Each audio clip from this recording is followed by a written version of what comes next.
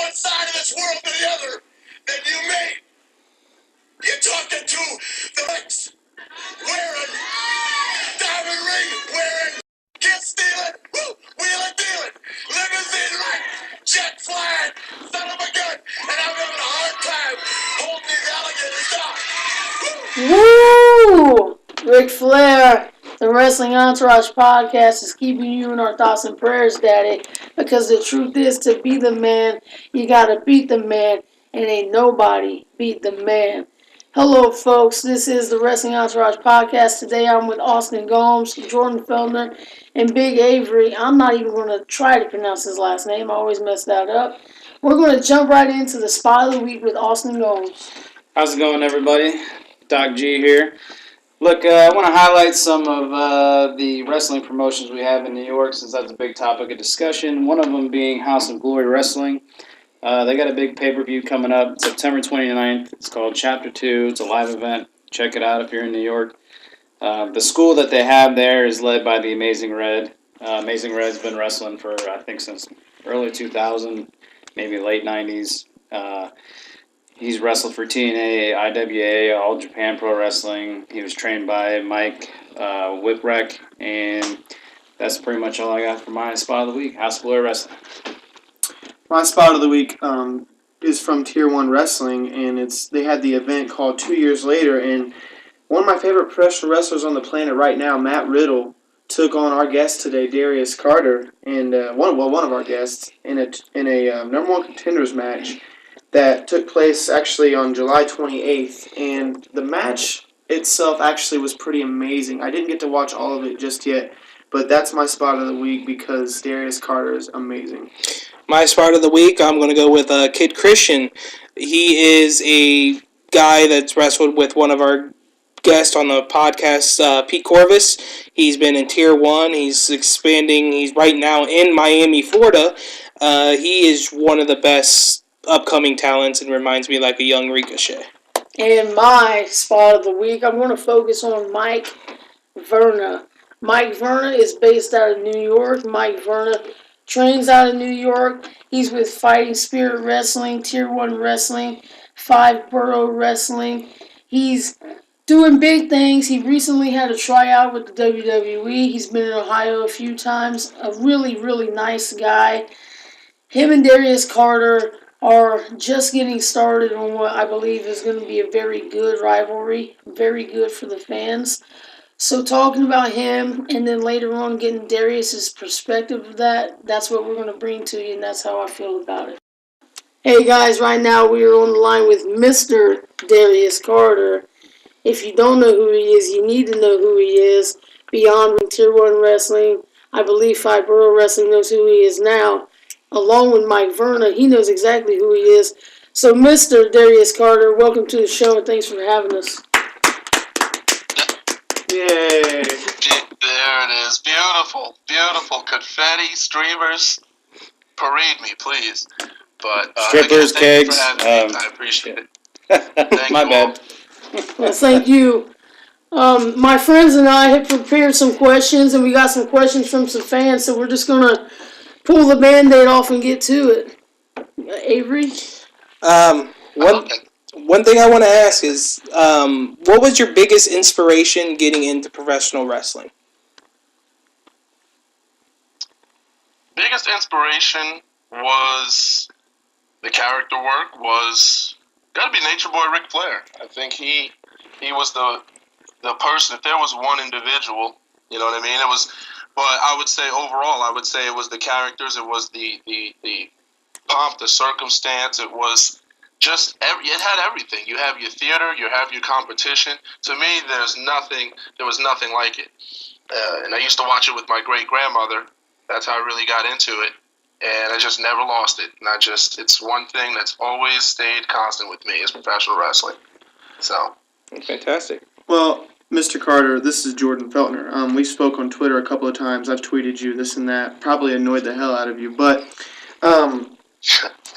as I'm hearing you, as I'm hearing you speak, I'm gaining more respect for you already. And You call yourself wrestling's richest prize. Why do you, in fact, call yourself that? Do you feel like you're one of the best or overlooked professional wrestlers on the planet? Thank you, bud. Thank you for that. And I do. See, the whole thing was wrestling's richest prize. There was always money involved with what I was doing because, I work hard for it. That's what I do. But Darius Carter has changed over the years, and I wanted the wealth to mean not just money. It means abundance. It means that I have an abundance of skill, of ability to beat my opponent, no matter who they are, no matter if they're big, they're tall, they're short, whatever it is, no matter the circumstance, I can come out on top. So wrestling's richest prize to me is when you walk into the room, everyone's paying attention to you. Everybody sees you. You catch attention. And you go out there, you back it up, and you make yourself look good doing it. To me, that's what wrestling's richest prize is. And I feel I've embodied it. People can say what they want, but that's what I've decided. That's what I've done. That's what I've stuck by, and it's worked for me. So why change it? Before we get to your most recent controversy, which the whole entire wrestling world's talking about, and I really, truly want your perspective on. We talked about it off the air for a moment, but what has Beyond Wrestling meant to you and to Crusade for a Change?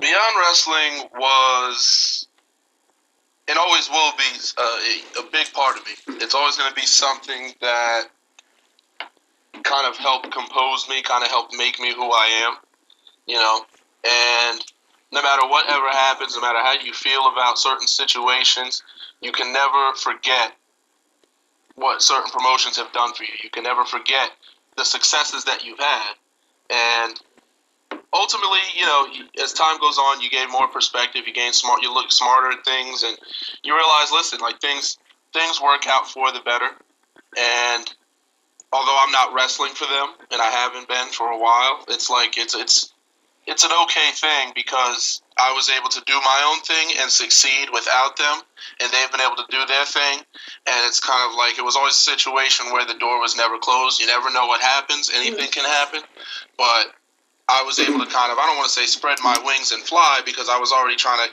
kind of getting around, but without relying on that one booking, I've been able to definitely branch out and kind of grab more days in different places. So it did work out. It's always going to be something special to me, but is it fully something in the past? Will it come back again? That's something for someone be above me to decide, and it doesn't just take me to decide that. But we'll see. You mentioned before we went on the air about Dave Christ and when those guys came to Beyond. We obviously are all from Ohio. We back our guys fully, whether it's Dave, Jake, Zachary Wins, Desmond Xavier, whatever the case may be.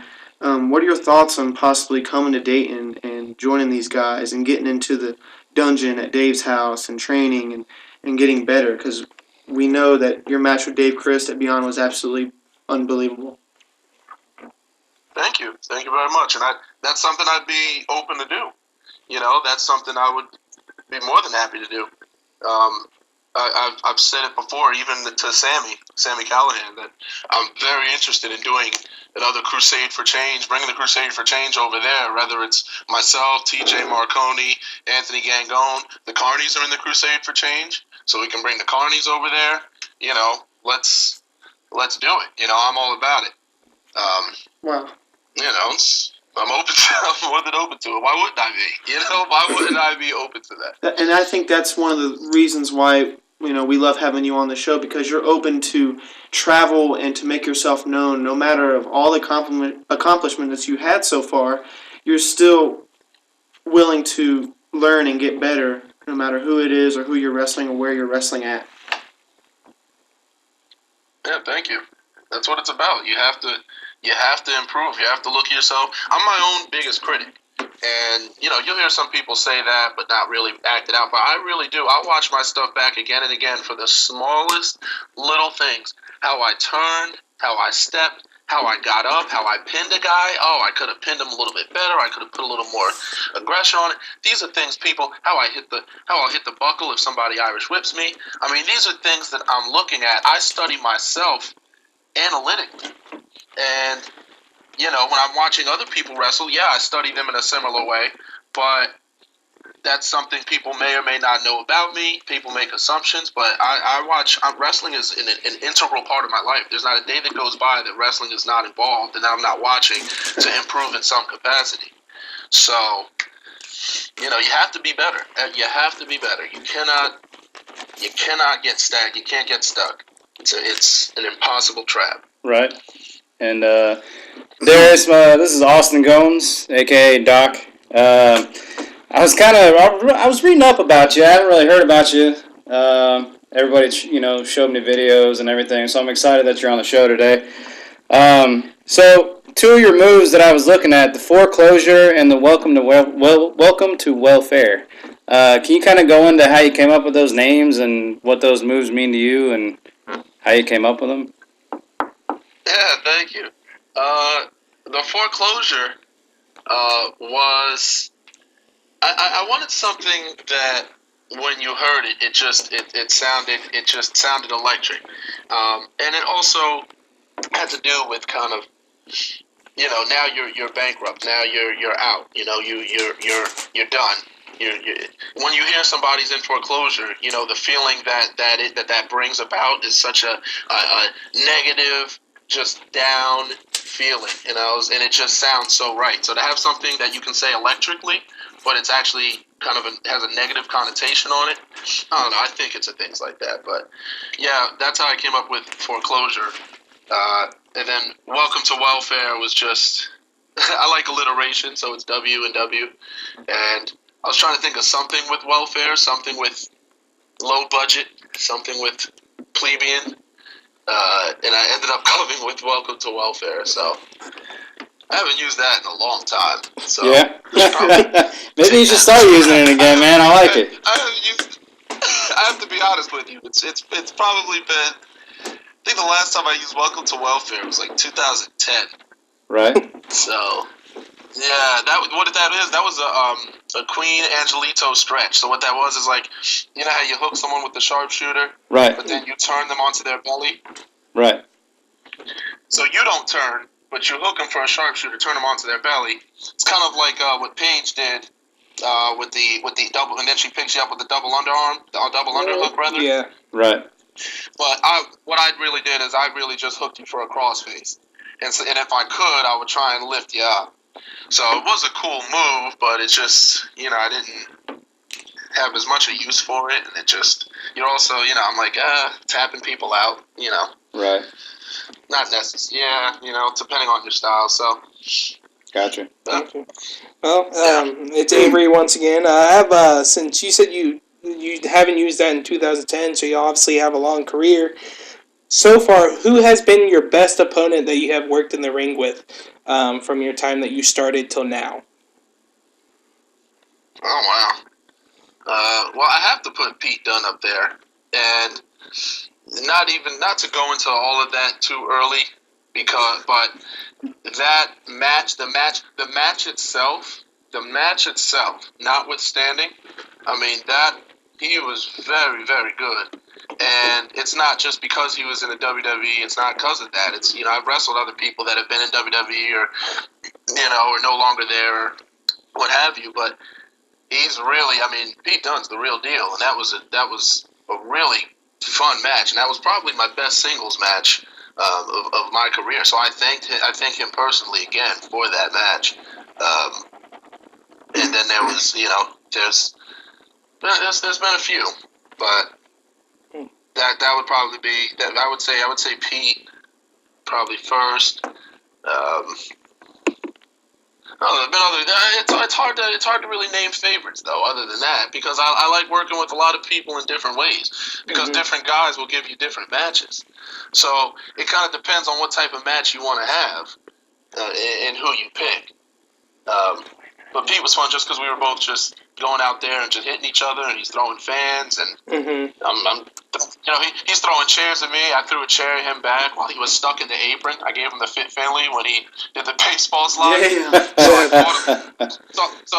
So I caught him in the apron. I'm pounding on him, and then I just grabbed one of the chairs he threw at me. I threw it right at his head. So yeah, that was something. That match was something. Those matches where anything can happen, those are a fun thrill match. I don't know if I want to have those every single night, but because you want to have different types of matches, but it was fun. Open chairs getting thrown in your face, Yeah, I watched that match. That match was pretty amazing. That was the match of the night for me on that card. It stole the show. Thank you very much. Yeah, we both were. We both were. I mean, obviously with the injury, mine doesn't compare, but still, we did it. Right. I'd like to ask you this, and I know you said that he's your favorite match. I see you as someone who is very, very good at building a character and using that character in everything they do wrestling-wise. Has there been anyone who you've rivaled against who has came close to matching you as far as character building and just making the rivalry more intriguing or anything like that? Thank you, and cheers for that. In terms of personality, I mean, and this is a shout out to Sonny Kiss. Yes. Yeah, we love him. Sonny Kiss has so much personality. See, the thing is when you have more personality, you don't have to do as much, right. And that's the thing that a lot bothers certain wrestlers and certain people today, because they think, oh, well, they're not doing as much, so why should they get the spotlight or what have you? That might be a mindset, but it's like if you have the personality, people are following what you do. You don't have to run a mile a minute. You can take your time. You can do this and that. And Sonny has so much personality that it clashes with me, and it's like by the time we actually do the wrestling, everyone's already excited because the personalities already have everybody up. That's a cool thing when your opponent has their own charisma, they have their own following, their own niche, and people really gravitate toward that. So, because when you face people that don't have that, you have to make it for them. Mm-hmm. So, if I come out and get booed, and my opponent comes out and they get, okay, now I got to make sure that person is, I want that person to get more over than me. Right.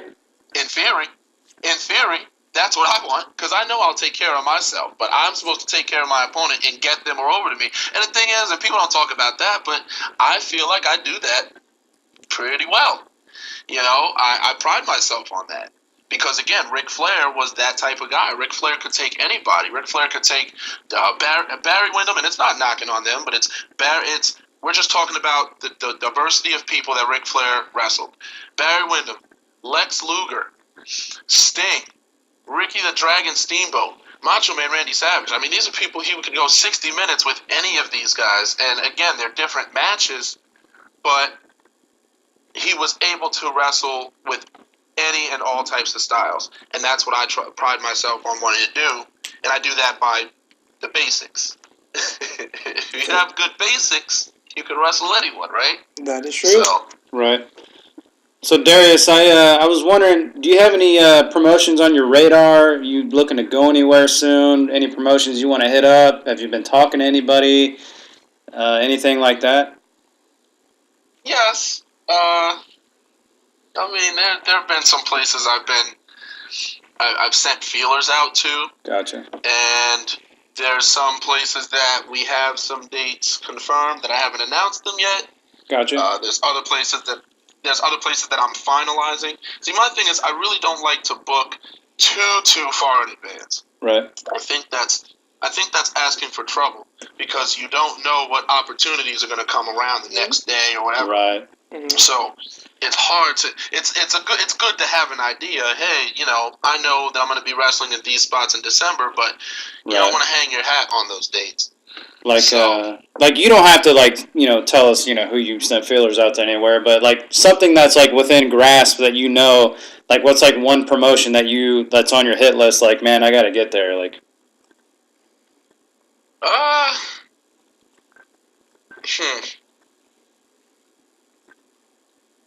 Maybe. It's hard to say because then you're giving yourself up. Right. No. I mean, Defy Wrestling. I like Defy Wrestling. They're Right. cool. Right. That's a nice spot. Wow.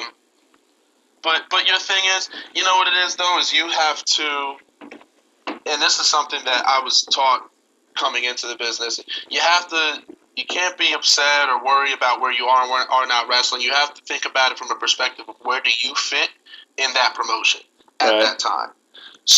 So, and that's why you have to study. If you want to be at a promotion, you have to study and see who's the champion, see what happened at the last show, the previous shows, what are they building to, and try to figure out where you fit in that. So that's kind of what's going on now with a place like that.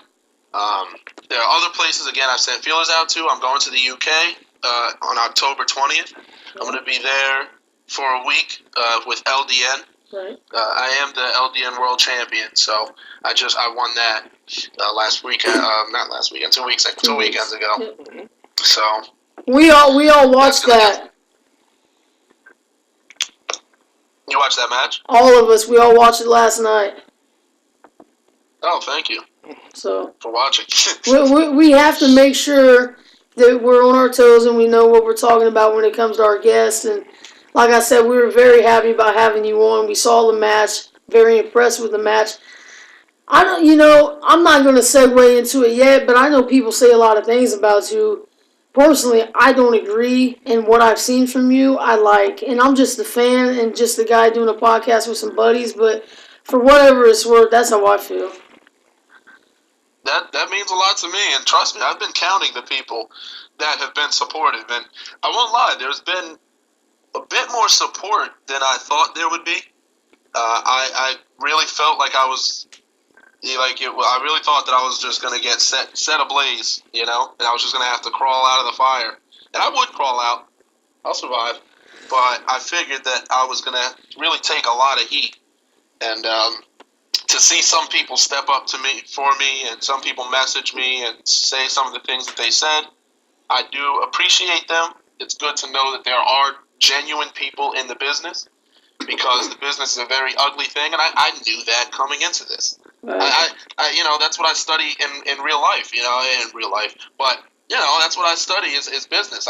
Business administration. I have my master's, so I've worked for these things. I know what business is about, so I expect to get bombasted and set ablaze, and Right. that's the way it is. So you didn't. So basically, when everything went down between you and Pete Dunne, the match was very, very impressive.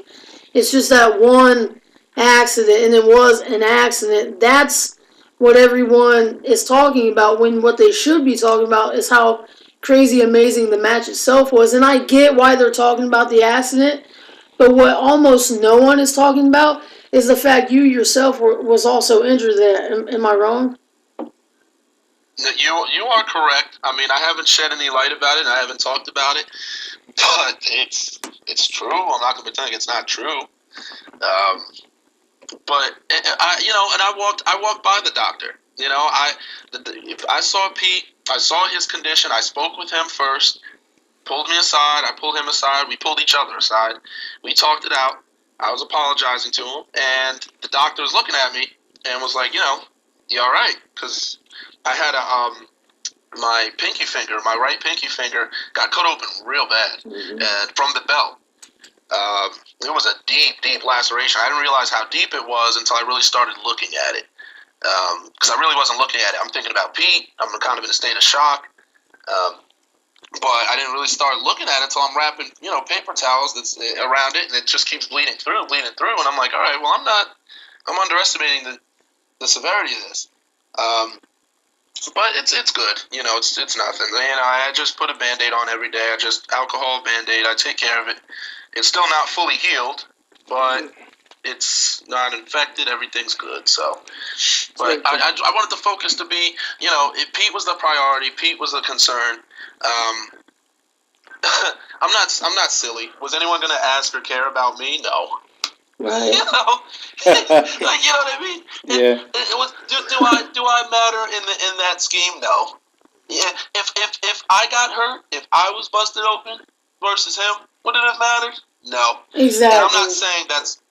And I'm not saying, and it's not has nothing to do with Pete as a person. It's about status. It's about WWE, champion, and me. And people already had their opinions about me. Already felt the way they did. They saw this and they were like, perfect. Because the fans looking in on the situation, the fans are thinking as it's a popularity contest. It's junior high. So and so did this to so and oh my God, he's the fucking team captain. It's like we were talking about earlier, and I like how you were talking about it. Wrestling's more than just wrestling. It's like theater. You have to put on a show. There's a theater element. There's more than just wrestling, and I liked how you said that. Some guys can get really over because of their character and how bigger than life they are. So, and you're exactly right to say that. And everybody's going to be concerned about Pete and less about you. I mean, that's just the way it goes right now. But down the road, when you start to pick up some steam, it's not going to stay that way. Yeah, and I appreciate that, and that's what this tour is about. That's what staying focused is about. I have my first UK tour coming up with LDN, who do over 180 shows a year. Yep. That's running over half a year. That's impressive. So to be able to compete for them and to be able to have a whole new set of eyes on me, I have to stay focused on that. I have to stay focused on upcoming championship matches. I have to stay focused on defending them. I have to stay focused on the bookings already in place. I can't get caught in the negative spin. I can't let other people's opinions of what they think they saw affect my life. Yep. And that's what moving forward is. I made right. As long as I made right with the man, Pete himself, that's all. That was my priority. The man was okay. The man confirmed with me he's okay. The man put good faith in me. That's all I need. At that point, I can proceed and let everyone else throw their rocks, Right. That is correct. Another question I have for you, Darius, is who do you have your set eyes on, like, for a dream opponent? Who would you love to wrestle if you had to pick anybody in the wrestling world? Who would you pick today to wrestle? Wow. Let me firstly say that I would love a rematch with Pete Dunne one day. I'd love to do that again. And I'm not going to say that that's the dream opponent, but again, the chemistry that we had, I would love a rematch at some point down the line. But in terms of one person, if there's one person now that I could wrestle today, that's difficult. One person.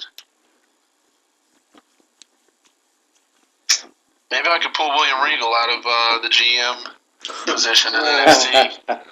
That's amazing. for a one-on-one match. That would be a great match. That William Regal, yeah, that would be quite the contest. There's different people you want to wrestle for different reasons, Yeah. William Regal, obviously, I want to wrestle because he was, an inspiration in terms of wrestling, in terms of technique. Mm-hmm. Then there's a guy like, you'd also want to wrestle The Undertaker at WrestleMania too. So it really depends.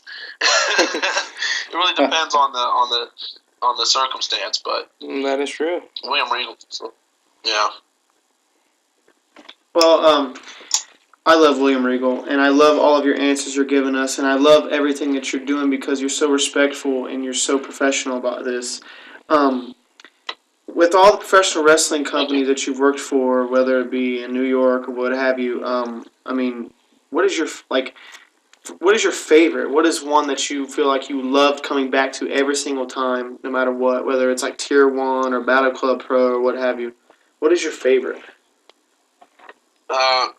Tier 1's always an outstanding time. The thing about Tier 1 is sometimes, things kind of end up changing on the fly a little bit.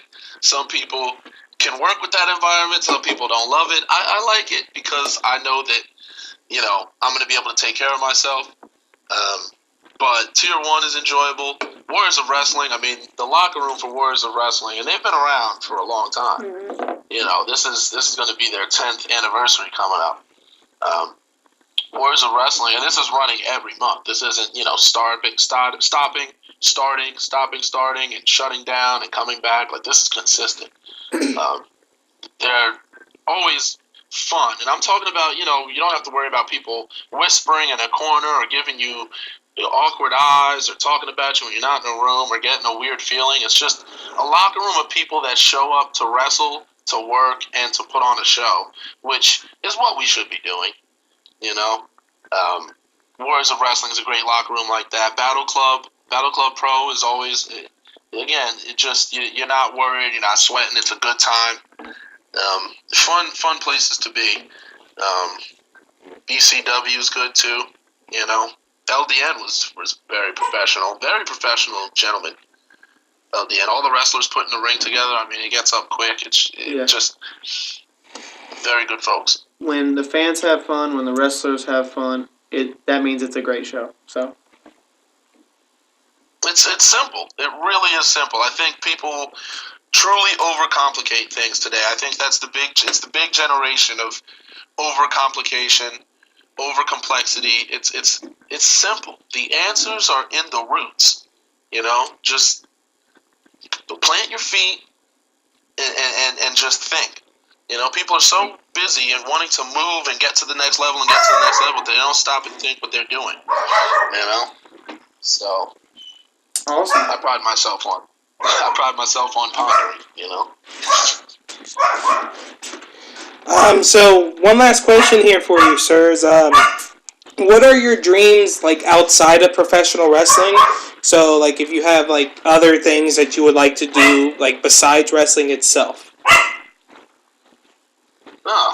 Well, I mean, obviously I want to be, the very, very best upper echelon B guy in professional wrestling. But if it was outside of that, I mean, probably just want to own a business or two and just have some investing, have good money in good places, and just spend my later years vacationing and just traveling the world and seeing beautiful things and exploring the depths of this planet before you expire. You know what I mean? Yep, that sounds fantastic. See, that's what money is for. That's what wealth is about. You work as hard as you can to make as much money as you can to enjoy these luxuries of life. That's what Darius Carter is. That's what wrestling's richest prize is about. That's what it means. Well, before we wrap you up, is there anything you want to say to the fans or to the people who are throwing your name out there, Ethan Page or anyone else? Ethan Page. All I'll say is this about Ethan Page. This is an interaction that we had. We had a match at Beyond Wrestling. The big 4-on-4 match. It was myself, myself, Anthony Gangone and the Minutemen against him, Kobe Durst, Shane Saber, and Space Monkey. So we have the match. I asked him after the match, are we good? Because he had me blocked on Twitter, and I don't know why. Because I didn't really know him. I don't remember meeting him before, so I didn't know why he had me blocked. But I noticed he had me blocked one day because I couldn't see one of his messages. Somebody retweeted. I was like, all right, interesting. So we have the match. I asked him after the match, are we good? Is everything okay? I didn't straight out say, are you gonna unblock me from Twitter? I was just like, are we good? Is everything okay? He goes, yeah, everything's cool. At first he was like, he didn't know what I was talking about, like he wouldn't know why I would ask that question. But I was like, hey man, is everything cool? He was like, yeah. Next day, next week, next month, didn't unblock me from Twitter. So I was like, all right, and then I blocked him back. So I actually couldn't see any of the things that he said, but it just bothers me that at least David Starr and his opinion, which feel how you want to feel, you know what I mean. At least he tagged me. I'm not gonna respond to that because that's not, to me, that's unprofessional. I don't think I'm not going to put something out there, whether it's false or not. I don't need to try and put dirt on somebody else's name. I don't find a benefit to that. I don't find a use for that. And I'm too focused on doing what I need to do something like that to somebody, especially when I don't have a full understanding of that person, as he does not have of me. But Ethan, has me blocked, so I couldn't see any of his stuff. And he knew I couldn't see any of it. So that's just a thing. But either way, I'm not in wrestling for that. I'm in wrestling for the love of the sport, and I really don't like the nonsense and the politics and the bantering. It's just corny. It's just, there should be a promoter. The promoter decides, and he decides who the booker is. He or she decides who the booker is, and the booker decides what's happening. And that's it. There shouldn't be any of the other stuff that goes on in the locker room, and there's nothing you can do about it because some people just love that and thrive off of that. So you're not going to fight everybody. What are you going to do? You just got to keep on doing what you do and keep on performing and keep hoping the right person sees you at the right time, and then you can leave it all behind.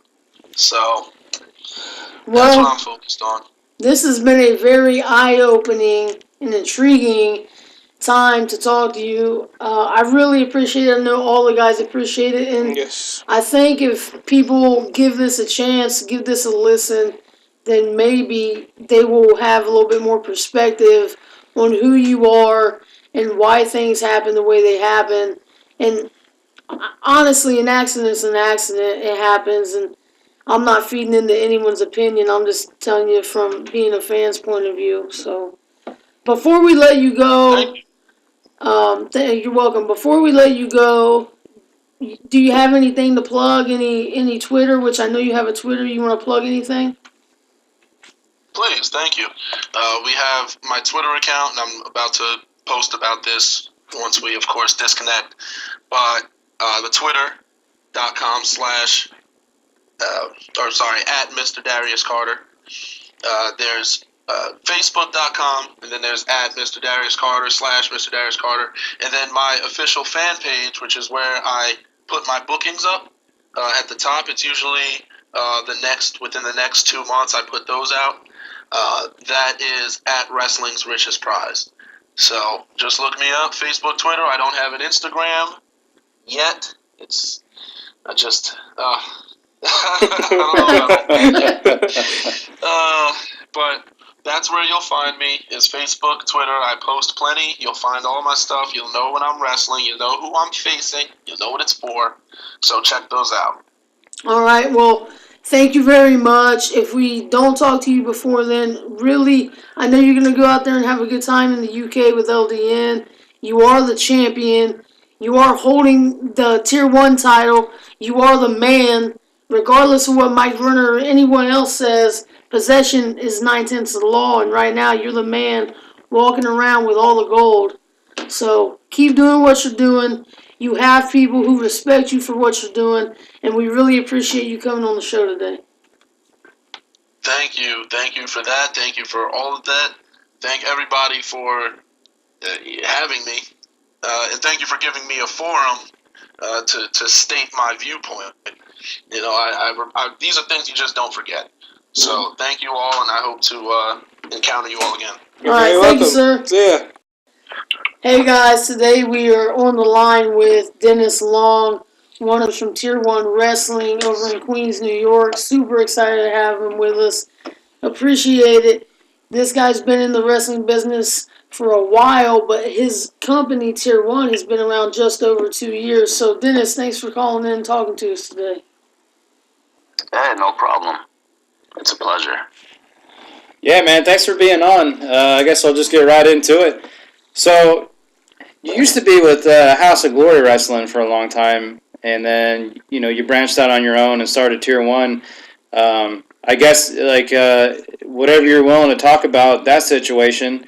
And, we're not here to, badmouth anybody or nothing like that, but, what were some of, what happened with House of Glory, and what made you want to go out and branch out and do your own thing?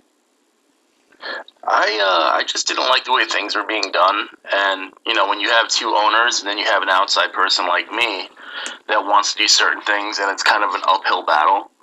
So eventually, they would always get their way. So I kind of just distanced myself and slowly left, and I was okay with leaving the wrestling business. I had no problem with it, and it's kind of crazy because, I think 2 weeks ago, me and Brian XL spoke by text and pretty much squashed everything that happened in the past. There was a lot of bad blood between us, but since it's squashed, it's rather best to not talk about. But Right. there was a lot of bad shit that happened between us. Right. I respect the fact that you're not talking about the personal things that went on. I think that's a really cool thing of you to do. My question actually is kind of shifting gears a little bit. With Tier 1 and being how successful Tier 1 is, do you see yourself, your company, do you see yourself in the Manhattan Center or possibly the Hammerstein Ballroom at some point? That would be, honestly, at the moment, that would be unrealistic because I know how much it costs to run a show there. And it's very, very expensive, and the budget that Tier 1 has, it's not even close to that. And we don't have a school where we could have, students sell tickets or whatever and just, help break even. It's very unrealistic for Tier 1 to get there. I mean, it took a while for Ring of Honor to get there, and they have huge backers, so... Okay. I would love to do it, I just don't see it happening anytime soon. Right on. So with this, who's your biggest supporter coming into the professional wrestling world, getting into either owning the company or doing anything within the wrestling world, basically? What was the beginning of the question? Because it kind of broke up a little bit. Sorry. Who was your biggest supporter coming into the wrestling world? I would have to say it was a former Ring of Honor superstar, Buff E from the Christopher Street Connection. He's pretty much my best friend. He's my mentor. I can't say enough good things about him. Homicide was also another guy. Very good with him. He gave me a lot of advice. Look everybody in the eye, shake everybody's hand, make sure everybody's pays in an envelope, and don't just hand them a wad of cash crumpled up from your pocket because it makes you look like a buster. You always have to be professional. You always have to keep the integrity of wrestling in the back of your mind. You always have to have integrity. So it's a bunch of little things, but I try to abide by all of them. I was always very humble. I always kept my mouth shut. And lately, I felt it's time for me to open my mouth. There's a lot of people that become very disrespectful, such as Earl Cooter, who... my name is always in his mouth. My name is always on his social media platforms. He's always talking shit. And he has 4 wrestling schools.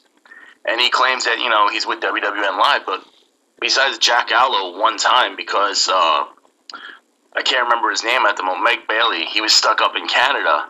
And they needed somebody. And the only reason they got Jack Allo is because Rude Boy Riley was 4 hours up away from New York. And he couldn't make it. So they just took Jack Allo since he was there. Yeah, we'll get to Earl Cooter later because I have a lot to say about him. He's a piece of shit. You have an open platform here, so... Okay, I know a handful of things about you. I've been lucky enough, you and I have been friends about 5 years or so. So what I would like to ask is, what has been the best thing for you in your personal life after starting your own company? What has the wrestling helped with in your personal life? What positives have you got from being in the wrestling business into your personal life? It's given me a lot more confidence. I know how to deal with people more and more. I could see through people's bullshit very quickly. Because in wrestling, everybody wants to be your friend until there's not a spot for them on the show. So you could just see through people. People are nice to you, but, what's the reasoning? Why are they being nice to you? So it's just kind of like you see through everybody's facades. I know. So, you had a really good relationship with Rockstar Pro one time. Guys were coming back to wrestle down there, such things like that, for a lot of the Luda shows. Do you still have open lines of communication with Rockstar? Do you guys not talk anymore? I mean, how is that? We haven't spoken in a while. When we did FIP Fallout, or was it Fallout? It was a trios tournament that they had down there. And it was the only reason I really agreed to doing it and sending my guys down there. And I went there as well to scout talent. There was a bunch of promoters down there, and pretty much like I had Riley at the time, Sonny Kiss, and Alex Mason. I was trying to get them more exposure because those were going to be my 3 go-to guys at the beginning of Tier 1. And everybody loves Sonny. Everybody loves Riley. Nobody really knew who Mason was. Like, even on commentary, they were like, oh, yeah, and that other guy. But, yeah, like, that opened up a lot of platforms to get them bookings. And, you know, I'm not their agent. They could work wherever they want. But if they want, you know, if Rockstar was open, I'm open to having more Tier 1 guys down there. Right. Who exactly, like when you bring guys into Tier 1, like Matt Riddle and all these big names, who is someone that you've brought in that's been like your favorite? You know, someone that you're like, I have Riddle. to bring him back. Seriously, Matt Riddle, from the very beginning, he's a good guy. Like, it's rare to find a quality human being in a wrestling business, and he's just very laid back. Like, with him, it's not about wins or losses like a lot of other big names. Like, I brought in Damian Sandow, and he didn't want to lose to Darius Carter, and he was getting an obscene amount of money, but, you know, he's just like, oh, I'm a former WWE guy, I don't think I should lose. And I'm like, you already made it to the big time, so, you know, we need to establish our guys to get them there. And he just wasn't hearing it. Then he had his agent come over and talk to me, and the whole thing is, I'm not gonna let you guys run over on me. I'm not gonna let you guys dictate what I do in my company. So when push came to shove, he ended up losing to Darius Carter. So I'm not gonna bow down to them just because they had a WWE contract once upon a time. There's a reason why they're no longer there. Right. And he went to TNA, and look how that worked out for him. Right. So, being a promoter, and I know, you know, you talk to a lot of guys that set up shows and do, but like having your own promotion and promoting and reaching out and paying talent, I mean, what's all like involved as far as like the money goes? Like you get your ticket sales, you make sure everybody's paid. I mean, how's that process for you as far as like owning your own? Now it's a lot easier because I don't have an idiot as a partner. I had Lorenz Dean as a partner, and that guy was fucking clueless. He had no idea or any reason to be in a wrestling business except to try to get himself over. Right. And I've been running Tier 1 for over 2 years, and the only time I was semi-involved was during a storyline with the Cutthroat Kings, and that was just... it just came out of nowhere. I never made it in the ring. I don't want to be in the ring. I don't want to be shown. I'm always the behind-the-scenes guy. Right. And there are some people that start a wrestling promotion just so that way their eyes could be seen. That way people could see them, and they could be the center of attention.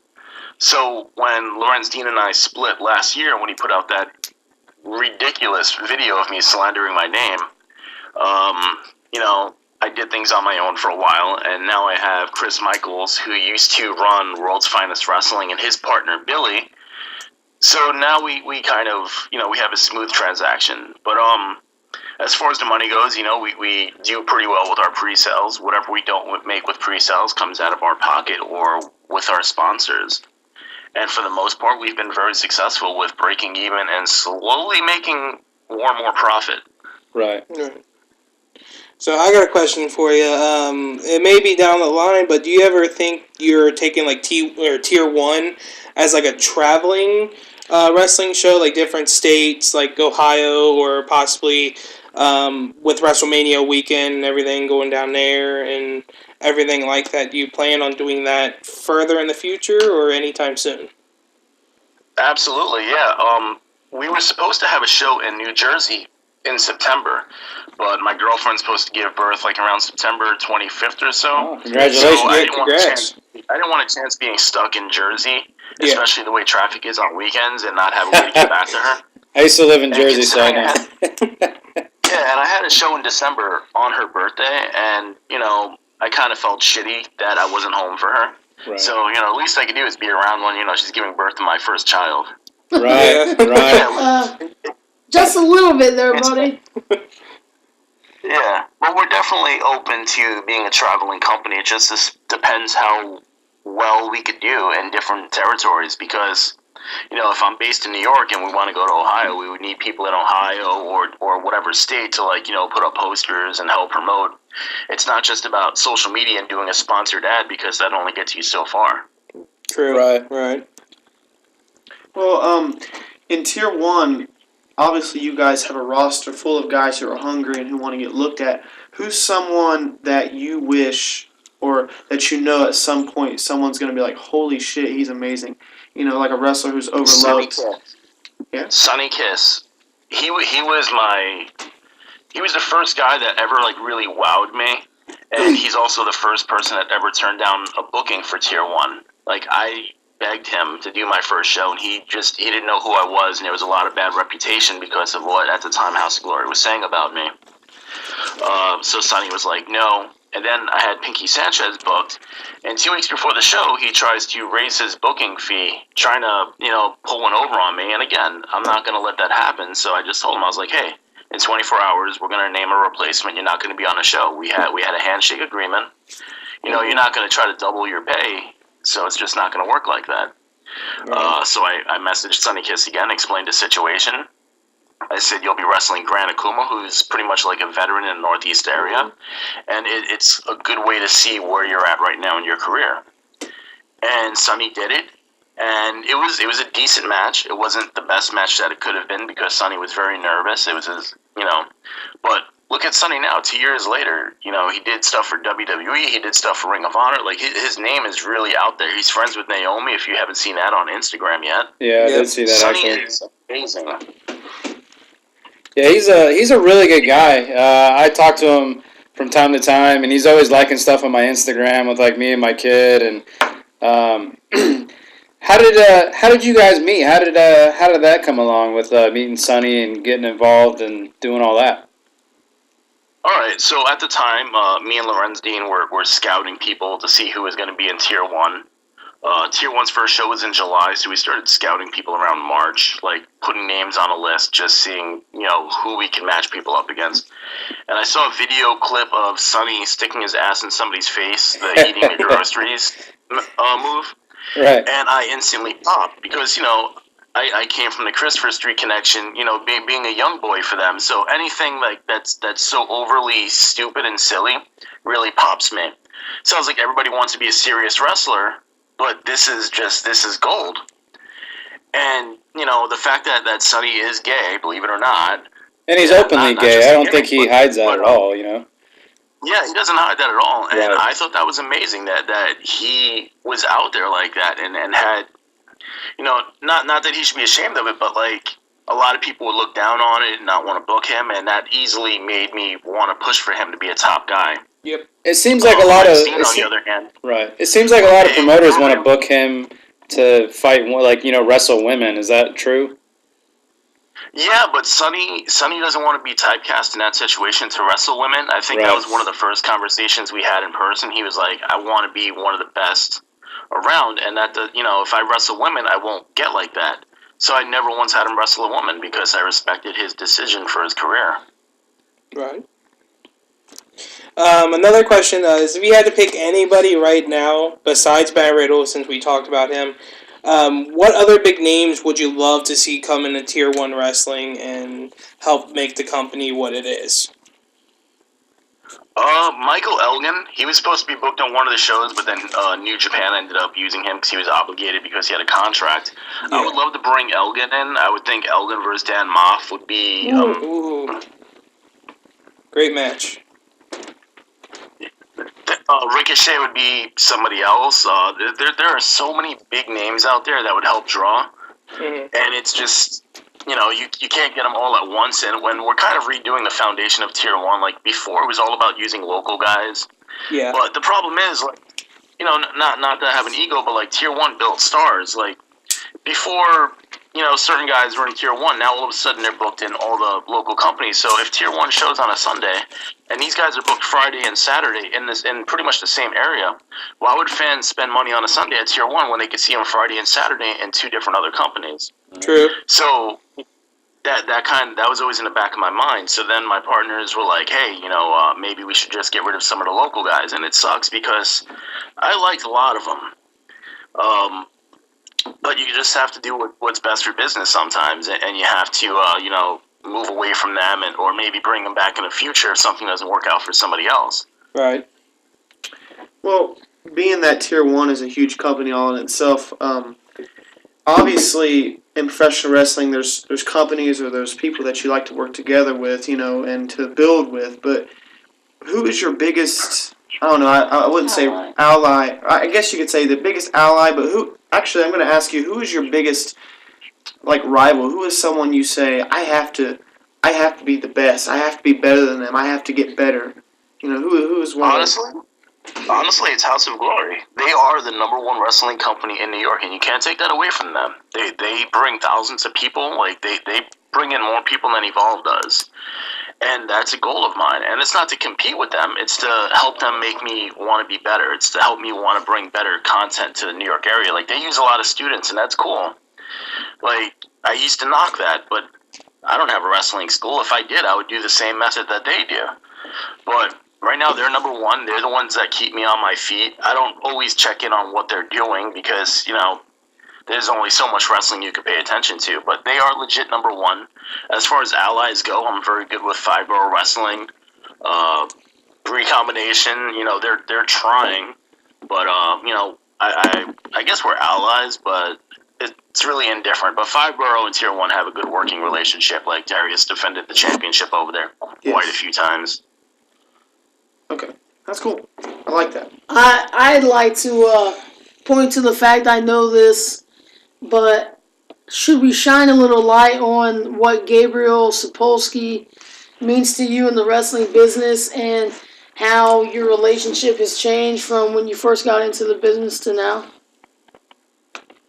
I was always closer with Sal from WWN Live, the actual owner. I would say maybe the past several months, I've finally gotten to speak to Gabe a few times, on Facebook. We had a phone call or two, and he's really helped me. We had True Will, the show, and it was right before Evolve, and Gabe's like, hey, I'm going to sit down and watch your show, and I'm going to give you feedback. And he gave me feedback, and there was a lot of stuff that I didn't see happening that he caught on to, and it made my next show even better because I listened to everything he says, because honestly, he's a lot better than I am, clearly, because look at the position he's evolving into. Ooh, nice. No pun intended. We were going to tackle this later on, but while we have you here, there are the rumors that he could be leaving Evolve because you have done shows around and kind of with Evolve. Do you think if Gabe actually left that Evolve would still be the company that it has become, which is one of the better independent companies in America? Yeah, I think so, because the wheels of emotion are already there. The talent, Evolve always uses the top talent from around the United States and possibly the world. They'll be fine.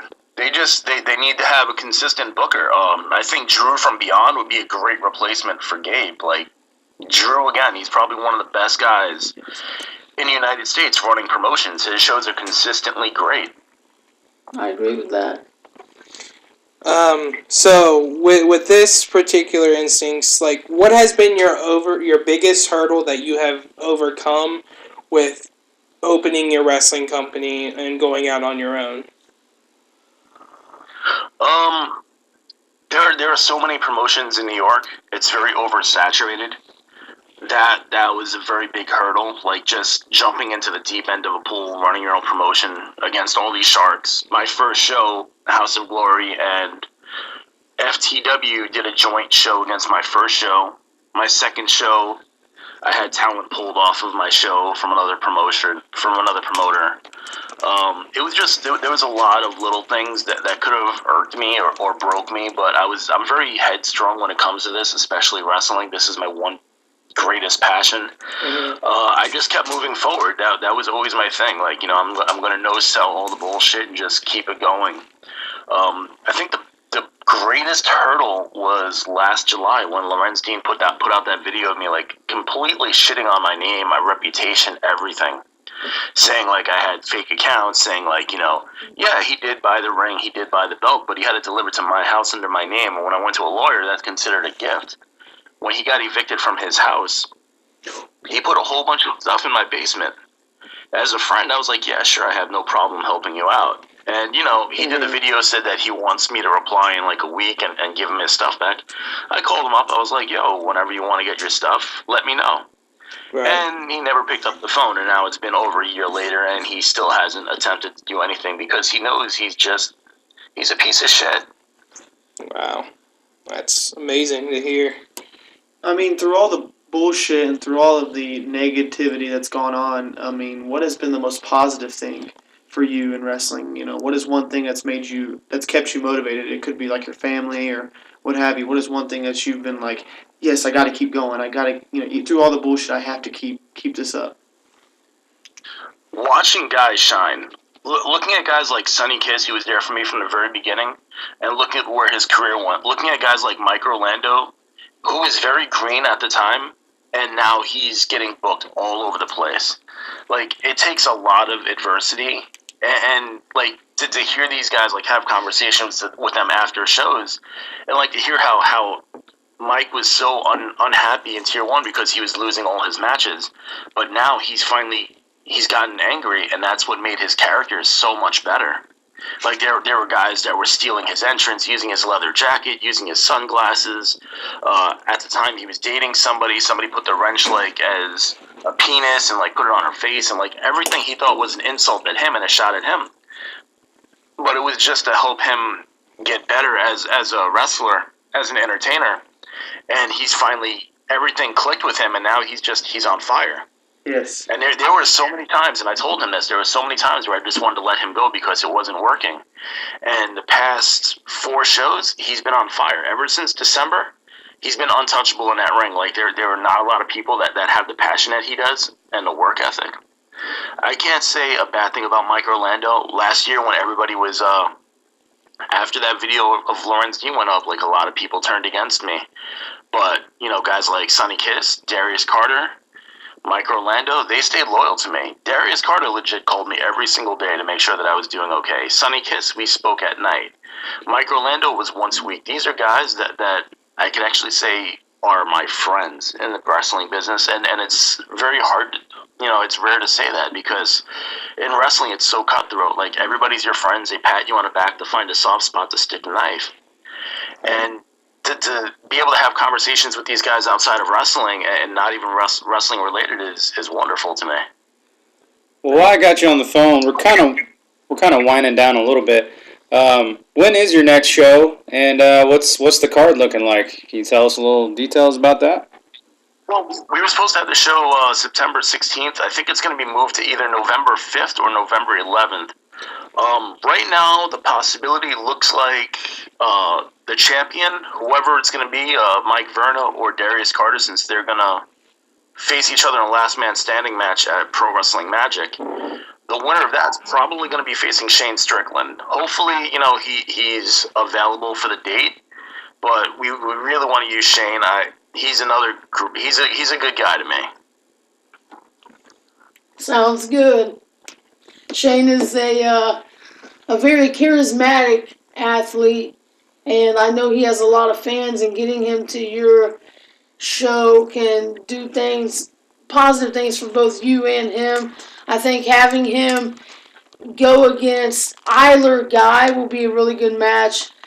Mike Verna, I got to see him twice now live, speak to him. I don't know that there are many guys in the business that are as nice as he has been. And I know that we're just fans, but he seemed very legit to me and very real. Not like he was just putting it on to get a t-shirt buy or whatnot. He seemed like a very good guy. Yeah, I now that you said, I kind of feel like a dick about it because him and we've become very close. I could say we're friends because we speak on the phone. Like, he helps me out a lot. Like, I get very heated very quickly, and usually he's the guy I call, and he's just like, hey, calm down a little bit. look at it from this scenario. He's a good guy. He's again another quality human being. And speaking of quality human being, Mick Drake, I cannot say enough good things about that man. Like he came to a show. He helped set up a ring just for an opportunity. He wasn't even promised a match. Then I gave him a pre-show match, and he absolutely killed it. And then he had the NXT tryout, an NXT Dark match rather. And he's consistently getting better and better, and now he's starting to get more bookings. So I'm proud of these guys. Yeah. Well, let's switch it around. You're talking about guys you're proud of. Let's talk about guys you're not proud of.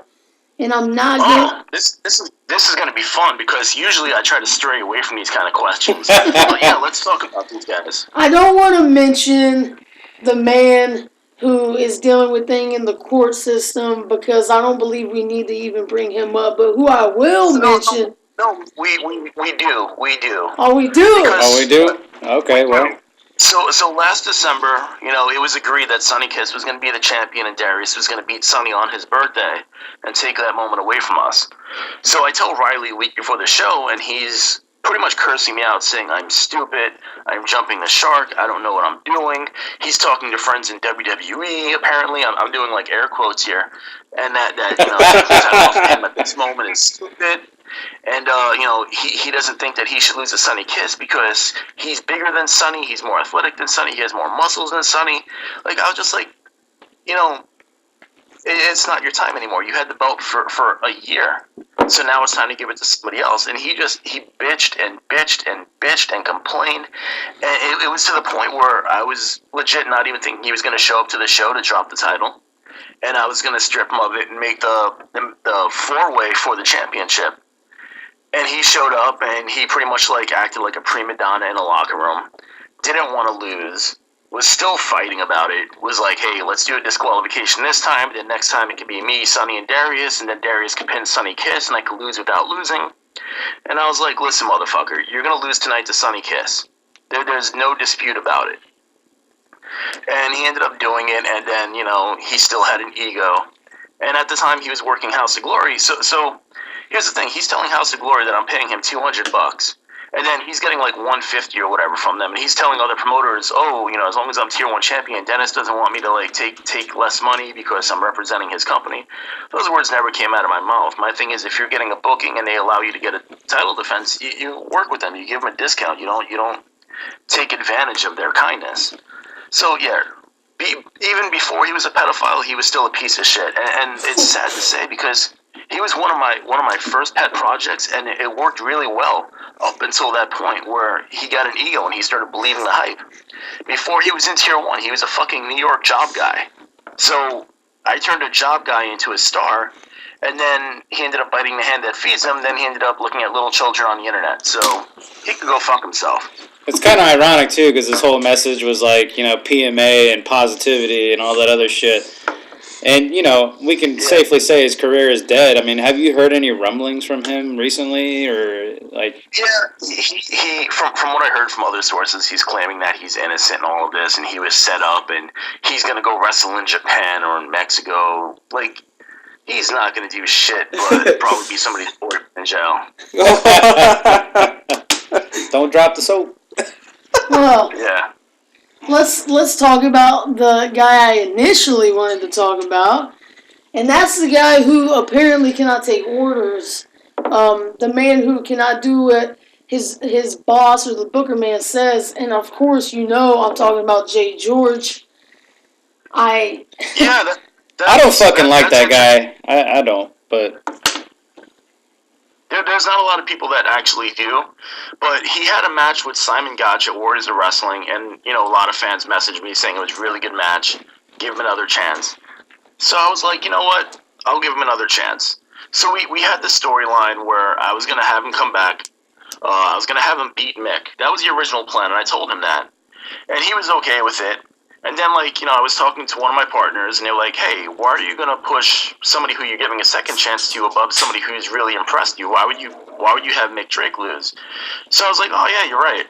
So I told, Mick when he comes there, hey, change of plans, you're going up. So Mick is like, okay, no problem. I told Jay George, And all of a sudden, he's like rolling his eyes. And here's the thing: like I tell everybody to get there between 3 and 4 o'clock. If you want to help set up the ring with the Wrestle Pro guys, that's cool. Jay George shows up at 6:40 in the evening.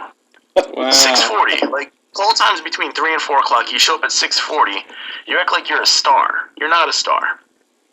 So I tell him he's losing. He rolls his eyes. He storms off in the locker room. He comes back. He's like, "But this isn't what we discussed." And I explain to him, "Hey, this is going to be the storyline. So Mick is going to beat you tonight. Then in Jersey, your home state, you're going to beat him. Then you're going to you're going to screw it Federated for a little bit.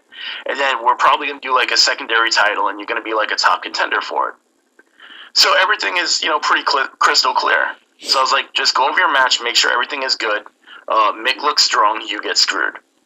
So everything is fine. They go over the match several times. All of Federated comes over to talk to me about what to do in their match, all the spots to make sure everything is perfect. So one more time before the show starts, I go in the locker room, I'm like, "Hey, are we good?" They'll give me the thumbs up. Cool. I leave them alone because all I do is tell them the key things in the match and the finish.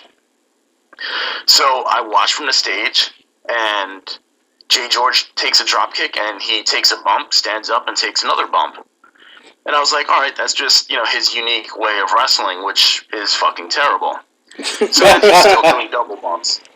And then, the time comes for the finish, and he takes it, he stands up, he sells it like The Rock selling Austin Stunner, rolls out of the ring, runs a quarter way around the ring, takes a bump, stands up, and takes another bump. Shawn Michaels taking Hogan's bump. Yeah. So I'm sitting by the stage, and me and Mick make eye contact. I just shrug my shoulders. Mick goes out of the ring, kicks him a few times, really stiff, throws him in a ring, pins him, smacks him in the head, calls him a fucking idiot. And Jay George gets up, no sells, throws 2 chairs right next to fans, takes a garbage can, kicks it, flings it across the venue. Wow. And he acted like a complete asshole. And, he wants to make this video saying, the Tier 1 show went long, nobody got paid. He's the only person that I've never not paid in the existence of Tier 1. He's the only person that made me publicly fire him next to Riley. So that goes to show, exactly how pissed off I was. It came to the point where he didn't even change in the locker room because everybody's giving him this look like you're a fucking idiot. So he ended up changing on the sidewalk outside of the venue. Wow. And I have guys like Tom Lawler who are in UFC, who's like a legit badass, coming into Tier 1, making his New York wrestling debut and losing. And he's like, "Man, that was a whole lot of fun. I can't wait to do it again if you'd love to have me back." This was, that's cool. You have stars that don't care about losing. We had, Riddle lost to Darius Carter. Nobody's throwing a temper tantrum. But Jay George, who's a fucking nobody, wants to throw a temper tantrum. And it was for a good storyline, too. Yeah. But, it is what it is. I try to squash things with him. And, I go to the Battle Club Pro show because I'm always scouting talent. And I'm always there to support Darius Carter and my guys. So I go to shake his hand. He's like, "I'm not going to fucking shake your hand." So I was like, "Oh, okay, cool, whatever." So we're in a locker room. He grabs the Tier 1 championship as Darius is getting ready for the match with Pete Dunne, and he rubs it on his dick. So I kind of stormed over to him, and Mick Drake was there, and Mick was like, "Put the fucking belt back, you're an idiot." So, Mick kind of saved Jay George from getting his ass kicked on that particular night. Wow. Holy shit. Well, talk about unprofessional. Yeah, he's very unprofessional. Okay, before I let you go, you guys have done a lot. The company's done a lot. You've dealt with different situations. You had one partner. He ended up being a total schmuck and a total dummy. And then now you have a new partner, and things seem to be going a different direction. You seem to be building some new stars. You're bringing in guys, and I know you have said it twice now, but I know from talking to you and other people that what Matt Riddle has done for you guys has been very, very good. He's really extended an olive branch to be there for Tier 1 Wrestling, and I think that's incredible. And you have guys who are on a lot of your shows. Mike Verna, I love the guy. But before I let you go, I want to hear what you have to say about Darius Carter, about the whole Pete Dunne incident. Just real quick, because we just spoke to him. We heard what he had to say about it. But you were the first person to come out publicly and defend Darius Carter. And really pinpoint that yes, he was also injured in this, which he touched in our interview. But from your perspective, can you just shine a light on that whole evening and after that, what Darius Carter has meant to Tier 1 Wrestling?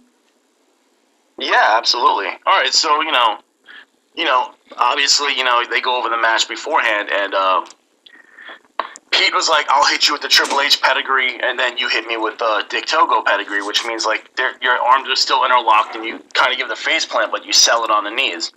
So they go over all that. I never once heard like they were gonna do like brawling or whatever. So as I'm sitting in the corner and like they're brawling, and he's throwing chairs at Darius. And I didn't realize this till after the match and after everything happened, but when one of the chairs got thrown at Darius, like his pinky finger got really messed up. Like there was like meat coming out of his finger, like where the crease is. So when Darius went to grab the championship, he couldn't quite squeeze it, and I guess the strap came out, and when he hit him with the belt, the strap wrapped around Pete's head and hit him in the temple, and that's what busted him open. A lot of people are saying the pedigree was too stiff or whatever. It wasn't the pedigree, it was the belt shot, and it was a complete fluke, and it was because Darius's hand was hurt at the time, and it's just one of those things that happened. Thankfully, the doctor was there and the EMTs were there to quickly wrap him up and get him to the hospital, but I've known Darius for a little over 2 years, I would say, and I've never seen him so distraught after a match to where he kind of disappeared for a while, and I was very worried. And, we sat in the locker room. It was me, Darius, Shane Strickland, and Matt Cross, son of Havoc from Lucha Underground, and we're sitting there, like, talking about, like, stuff that happens. And Shane Strickland said, he's like, we're in wrestling. Sometimes we get potatoes, sometimes we bleed, but it's all for the love of the sport, Right. Shit happens, As they always say, and it's such an overused expression, it's not ballet. Like, you put your body through so much in wrestling, and that's why I respect it a lot. But Darius was like, hey, do you think we should go to see him at the hospital? And I was supposed to be home to go, hang out with my girlfriend. I was like, yeah, absolutely. So I called my girlfriend, like, hey, I'm going to be late. I'm going with Darius to the hospital. And she was like, oh, shit, is he okay? I was like, yeah, somebody else got busted open. Darius wants to do the right thing. So we went to 2 different hospitals looking for Pete Dunne, and we couldn't find him. Like, Darius legit wanted to make it right with him, and they have now between them man to man. But there's still a lot of people that want to talk trash about Darius, and I'll always stand behind him. They're I won't mention any names, but like there's a certain semi-big name indie star that said, hey, as long as you book Darius Carter, I won't be coming back. And, that's fine. Like, I've never once been pressured into listening to what somebody else wanted to do for Tier 1. I've always done what I wanted to do. So, I mean, if somebody doesn't want to come back, that's cool. Like, it is what it is. It's wrestling at the end of the day. I stand by Darius this year just like he stood by me last year. That's pretty much our bond. When everybody was shitting on him, I felt obligated to be the one to stand up and publicly defend him. The person who came to you, I know you're not going to give their name, but I have I think I might know who that person is. Maybe I'm wrong. But there is a guy out there who has a bit of an ego. Actually, I believe he is all ego. And he had a lot to say about Darius. Darius went in depth about that, and he said that man, Ethan Page, had already blocked him from Twitter, and Ethan was throwing him under the bus. And to be open to the public, I woke up, I saw the tweet from Ethan Page, I saw some other guys tweeting about it and retweeting about it. I instantly got a hold of you, and you had told me the logistics of what had happened, and I didn't really understand why the entire wrestling world suddenly hated Darius Carter. And like he said earlier, if the roles were switched and he was Mr. Popular, Mr. WWE, then obviously people would have been mad at Pete. But no one knew that Darius was injured. No one, and he didn't let anyone know that. Any fans. That's the thing. He didn't want to let anybody know that he was hurt as well because the attention was to Pete Dunne. Pete Dunne was the name, so Darius only cared about Pete Dunne. He put himself second. He put his own health second to try to make things right with Pete Dunne. Like, I was looking for a Band-Aid. I was looking for anything I could for his finger. The doctor was looking, like, trying to wrap up his head, and neither one of us bothered to ask the doctor, the EMTs, for a Band-Aid. Like, we were all concerned about Pete. So we were just looking for anything. Like, I think we took, like, a piece of shirt or whatever and ripped it and just wrapped it around his finger for the time being. Like, it was very ugly, and, like, I don't even know if he had it looked at or not, but, like, I can't say enough good things about Darius Carter. It was not Ethan Page. I have no problem with him. You know, it sucks what he says. I mean, he said it, JT Dunn said it, David Starr said it. Like, there are a bunch of guys that were shitting on Darius. You know, everybody's entitled to their opinion. But what if Pete Dunne busted open Darius Carter? Exactly. Would anybody care? Would anybody blink an eye? No. It would just be like, hey, it's wrestling, shit happens. But because Darius did it to Pete Dunne, it's the end of the fucking world. Yep. I agree. Well, we're going to wrap things up, but before we do, I want to give you an opportunity to get anything out there that we may have missed and to plug all your social media. I mean, we could always save that for another podcast. I mean, if you guys ever have any questions, we could do this, you know, every few months. I'm open to it. This was not bad at all. Like, I enjoyed this. I got to get a lot off my chest, which makes me feel better. The only thing I would say is just follow Tier 1 at Tier 1 Wrestling on Instagram, Twitter, and Facebook. Thank you, sir. We really appreciate it. We very appreciate it. It was very great having you on the podcast. Great having you, buddy. No problem, man. Hopefully we can do it again. All right. See you, bro. man. See you, man. Bye. Hey, guys. We are with our third and final guest of the day. We're covering New York City and the wrestling that goes down in New York City. I'm talking to a man of many names. My buddy over here calls him Clitoris, but I'm going to just call him Pete. You might know him as Pete Corvus from Grimm's Toy Show. Pete Corvus, a man who has dominated Grimm's Toy Show as far as taking titles away from the big bastard, and him and Tommy Salami, I believe it was yesterday, they returned, and the match from what I saw was fun, and I hope that you get to excel now that you're back. I know, correct me if I'm wrong, but the show was filmed in Jersey, and you're not in Jersey, you're in New York? Correct. So, that's tough for some of you New York guys to get to Jersey, correct? Yeah, so most of everyone that's on the show is from New Jersey as it is. So the only people that come from New York are me, Tommy, and this character called the Carpet Muncher, and Yes. his brother. And they come from upstate New York, and then we come from Brooklyn. So it's like an hour and a half drive down to where we are, to where they are. And I can't really tell you where that is, because these little kids that watch the show are a little psychotic. Someone has found the building already that we film at, and we have to like shoo them away, otherwise we get in trouble. Yeah, I seen that. That was pretty funny. Yeah, it's happened multiple times. Like, they found the building, they found his house.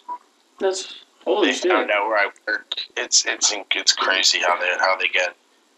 Google Earth, man. It's a bitch. Yeah, it's a strange world, man. So I guess for those that don't know you or aren't familiar with who you are, give a little background as to who you are and how you got to being on the YouTube show and basically becoming a famous YouTuber. Give me 1 second. Oh, I'll give you 10 seconds. all right, I'm back. My bad. All right. So, this kid that used to be on the show, DGDX used to be on the show for a while, and him and I went to grammar school for a little bit, and we had stayed good friends for a while, and he asked me one day if I wanted to go on the show. It was about a year ago, a little over a year ago, and so that was how I got onto the show originally, and then me and Graham had become off camera became, I would say, good friends enough where he would trust me. Like he would text me every so often to come down and film more than when we needed to. And then me and DG had a falling out just about 2 months after you got me on the show. We had a match on the show when we originally were in the backyard, and it was like the worst match I've ever been in on the show. Like if you look back at all my matches and how terrible I was, you can see like my progression through the show and how bad I was in the beginning. That was my absolute worst match that I've been in on the show. So we had a falling out on that, and we haven't talked since. But I would say that's how I got on the show. So about a year ago, I got on, and we did stuff in the backyard, and I was there before we had a wrestling ring. So we're doing just stuff with like with tables and ladders and all that. Nothing too crazy. And then we got a ring like 2 weeks later. I want to say we got it from High Spot. I'm not really sure. But it was like this crap ring where like you bumped the wrong way and it would hurt for a week kind of thing.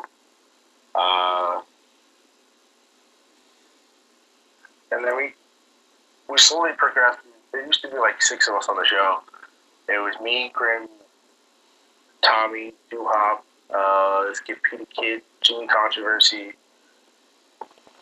There's just like a bunch of original kids that used to be there before I got there, before me and Tommy got there anyway. And then we got all these kids like asking on Twitter if they can join, and then they became like Jay Evans, Joe Wolf, and all that, and they brought their friends, and then they brought their friends, and we kind of all just progressed into this. What was just a bunch of comedy in a wrestling ring turned into a wrestling show with comedy. Mm-hmm. And that's kind of how we started on the show. And that's kind of what we're doing now. Like, we're bringing, if you watch today's episode, or it's going up tomorrow, so yesterday's episode, we have Robbie E on the show. Yep. Yeah, it just dropped. Yeah, it literally just dropped like 30 seconds ago. Mm-hmm. So Robbie E's on the show. We have an independent guy from like here up in the Northeast. Mr. Grimm comes in. MJF, you guys know him from Rockstar. He's on the show sometimes. Yep. Bronson's been on the show. Brian Myers, Kurt Hawkins has been on the show a couple times. It's just he gets like these crazy guys on the show, and you know, like what he's like a YouTube guy. He used to be just like figure views, is now doing a wrestling show, and it's getting more views than most independents in the country. Like it's crazy what we're doing, and that's kind of like I think it's insane. Mm-hmm. Like I didn't expect one day to wake up and have 9,000 Twitter followers just for being on a YouTube show. I think it's incredible. It's pretty great. Pete, it's Avery, by the way. I do have one question for you, and I've been watching your videos and watching back on everything. And we talked a couple of times, because I know you were down for TOD, and you see Jimmy Havoc, which I do see that plays a lot into your form of wrestling on the show. What mixtures besides Jimmy Havoc do you like to incorporate within your wrestling on the YouTube show? My biggest influence on the show has always been Kevin Owens. You can, it's very obvious the way I dress and the way I act on the show. He's a very big influence. Jimmy Havoc, Travis Banks from the UK is a big influence. I incorporated a little bit of Sami Callihan into it, not much. Who else do I? Somebody else is on there.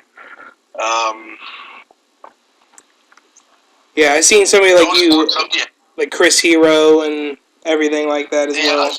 Yeah, Hero was an influence in the beginning, and then I kind of steered away from him because I made it a little bit too obvious with Hero. I didn't want to make people think that I was just copying Hero. Yeah. I'd use him I had used his elbow as a finish at one point, and then I kind of steered away from that. So I guess Hero I haven't really used his moveset in a while, but I guess Hero would be like a little bit of an influence as well. JT Darius, kind of all that. Yeah. So, who's your soul? Oh, I'm sorry. No, it's okay. Go ahead. It's Austin, man. So, like, what age did you get into wrestling, and like, what era of wrestling did you start like watching, and you were like, oh my god, you know what I mean? Like, we all have that era of wrestling, and like, who were like your favorites? So I'm a late bloomer, and Right. by that I mean I didn't start until 2004. Right. So the first time I turned on wrestling, it just happened to be a Thursday night when SmackDown was still on UPN, and the first thing I saw was John Cena cutting a promo on Eddie Guerrero. Oh wow. Wow. Yeah. And that was, I think, right before their street fight. And Wow. at that time, it was like frowned upon in my house to watch wrestling, so I had to turn it off right away. But the first official time that I was really allowed to watch wrestling in my house was right after Batista had won the Royal Rumble in 05. 04. 05. Yes. Yes. I don't mind. So right after Batista won the Rumble, and he was challenging Triple H for the World Heavyweight title. So that was the first time. So the Ruthless Aggression era, I guess that's what it still was at that time. Right. Yeah. That was when I started getting into it. John Cena was always a favorite growing up. I never really, I couldn't hate him because he was still like in that basic economics era. He was just growing out of it as I was coming in. He was always a big favorite of mine, and I never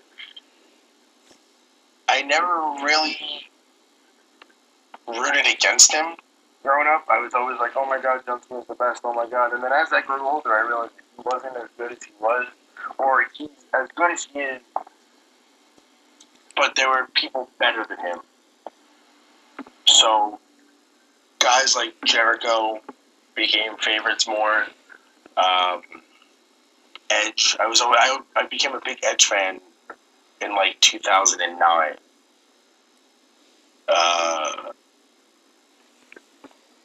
Whatever year he faced The Undertaker at Mania. 09, 2010, something like that. Right. I think so, around that time. Yeah, something like that. Around that timeline, and I became a big fan of Edge and what he did. So, Edge's heel tactics kind of like play into like my character as well. He was always like, I guess he's sort of an influence. The Stone Cold too, also. So those are guys that like I watched religiously as a kid, and was always a big fan of growing up during that time. That's amazing. My name is Jordan Feltner, by the way. We haven't had too much interactions on Twitter or anything like that, but I'm one of the hosts on the show. The only question I have at the moment would be, like, how do you feel about being a collar and elbow sponsored athlete? I mean, to me, I think that's huge for you. I think that's amazing.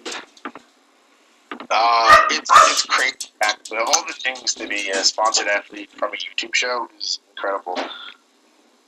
It's so strange. Like, and besides the fact who's behind it, Al Snow of all people. Yes. That's crazy to be a sponsored athlete. I think it's awesome. He is someone in professional wrestling who really is part of that old school gritty type of, these new guys don't need to be coming in doing these different things. Like, he goes by the book, and for him to do this, I think for you is absolutely amazing. I think you've earned it, and I mean, respect goes to you, dude. Well, thank you. It's pretty cool to be. wouldn't say recognized because I'm not. I wouldn't really say that I'm recognized for it because at this point, Colin Elbow's kind of like taking everyone in. Yeah. Like everyone is a sponsored athlete by Colin Elbow, so I wouldn't say it's like a major accomplishment, but I'm still a sponsored athlete, so at least I can say that. Yes. So that's cool. I mean, Okay, well, for those that don't know, you and I are actually really, really good friends. But what I want to talk to people, what I want to talk to people about is, you were down in Orlando for Mania, this past Mania, and I know this happened. What was it like to have a couple people recognize you from the YouTube show?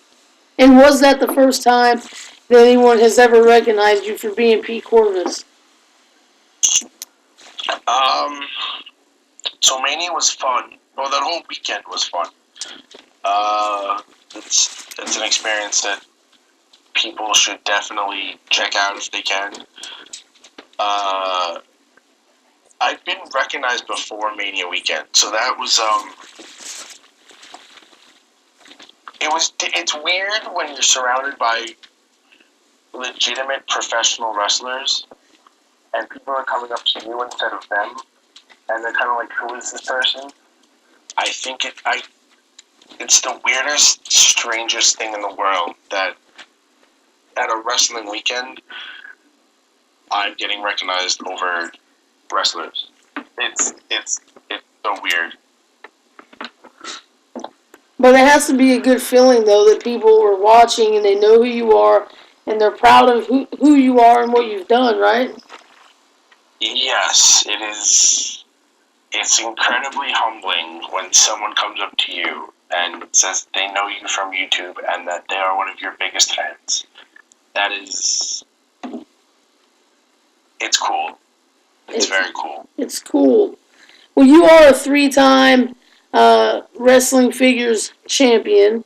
You are a 3-time tag team champion. You are a 3-time hardcore champion. And you are a 2-time GTS champion. I know you just got back. Do you have your eyes on any gold? And if so, what are you looking to get back? I'm actually a 4-time hardcore champion. Oh, excuse me. I just won it for like 2 minutes, like last month, 3 weeks ago. I won it on the pay-per-view. So, I mean, if you didn't buy it, they're $1.99. You should check them out anyway.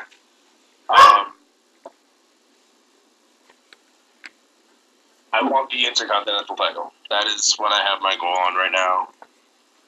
You want it back? No, I want it. I have never held the Intercontinental or the United States title on the show. Okay. Those are the only 2 titles that I have not held since we've started the show. And this kid on the show, The Prodigy, is the current Intercontinental champion, and he does a lot of shit talking on Twitter, and I would like to shut him up. So that's kind of what my end goal is right now, is that Intercontinental title. And if I just so happen to win the U.S. title in my journey, then so be it. I think what you guys are doing is absolutely fun. I mean, to sum it all up. But obviously, there's a lot of positivity that comes from it. A lot of fans come up to you. You know, a lot of wrestlers give you some positive feedback. Is there some people out there, whether it be wrestlers or even other fans, that give you scrutiny and that give you, negative feedback and call you a backyarder and stuff? Because obviously, we're all wrestling fans in the end. But there's got to be some people that do that. I mean, I'm sure it doesn't affect you, obviously, but is there people that do that stuff to you? All the time. You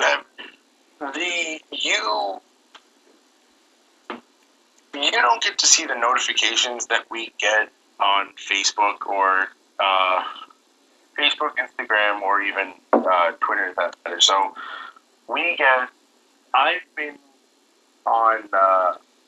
There's a Facebook page. I don't know if it's still there. I think it's been taken down like 3 times. Bad Wrestlers Exposed. Yeah, I've seen it. Yeah. Okay. So I've been on that a couple times. I've been on Trash Bag Wrestlers. You can go back and look. I'm there. For like when I first started, I'm on there. I've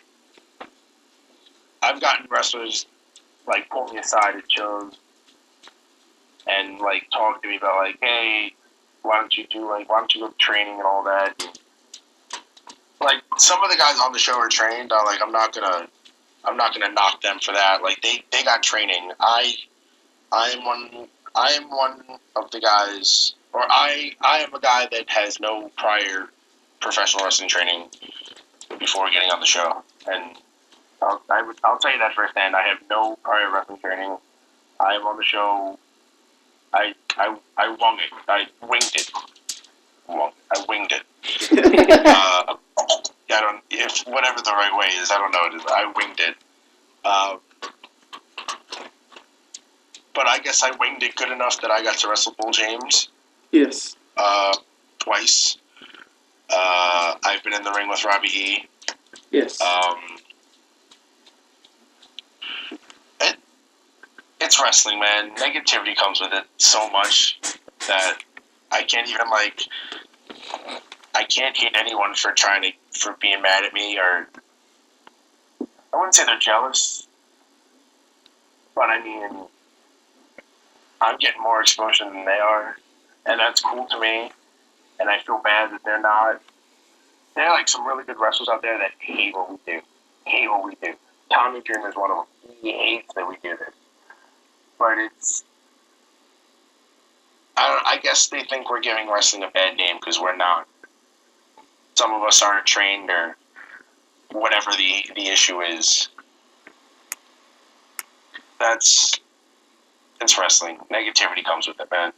Well, besides the negativity, for those people who are giving you negativity, and I'm not talking about trained professional wrestlers, I'm talking about like fans themselves.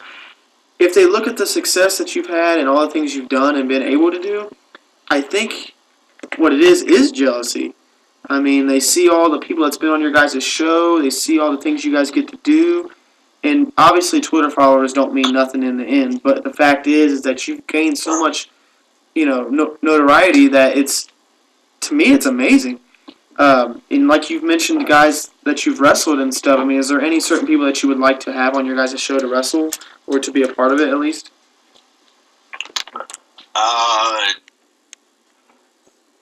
There are a few. I have called out a few.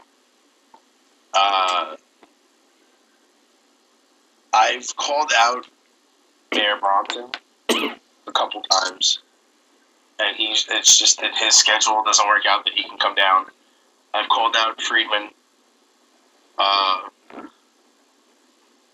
Same with him. He's got such a busy schedule. They're really good at wrestling that they have such a busy schedule now that you're probably not going to see them on the show for a while. And they're really good. MJF is blowing up, and I know you have to be happy about that. Yes, I am very happy. He's going to hate me for this, but he's a really great dude in real life. Like, he's really good at wrestling, and that's not a knock on anyone else, but he should be signed by now. He should be, or at least in the next 2 years.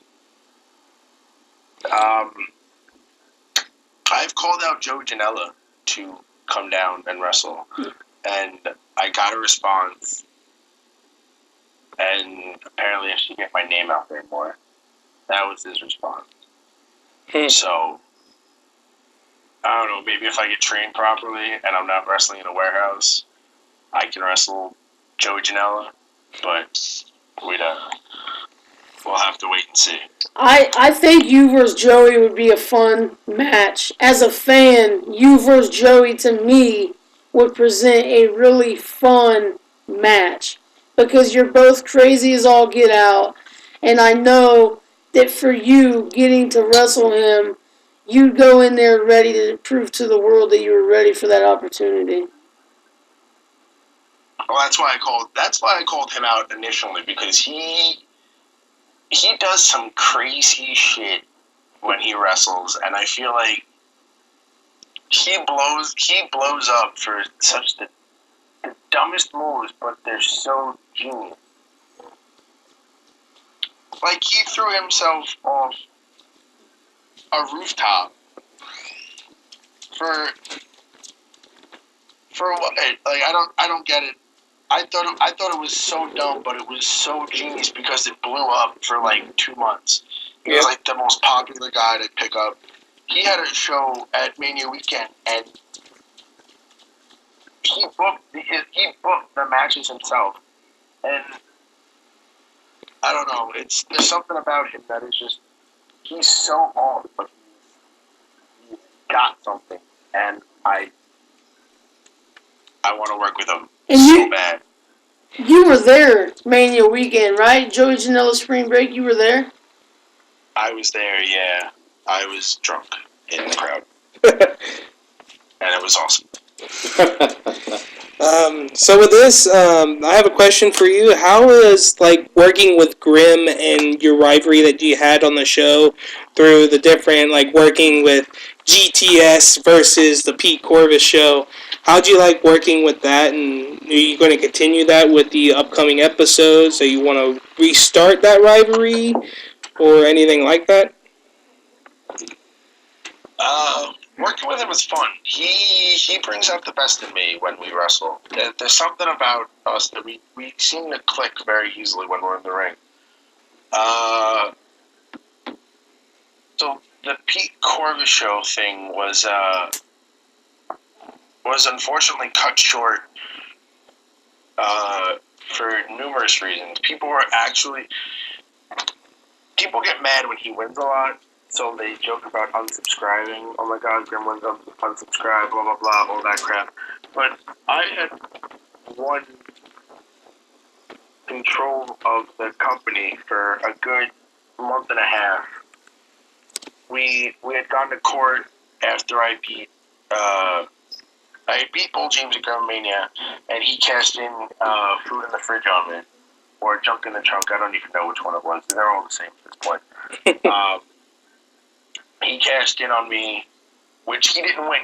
Someone else had won the match, but he took the briefcase and cashed in on me to beat me for the belt. So I had sued him, and I had won control of the ring and the company and all that, and blah, blah, blah. And come to realize that he had lost a couple 100,000 subscribers because I had won. Wow.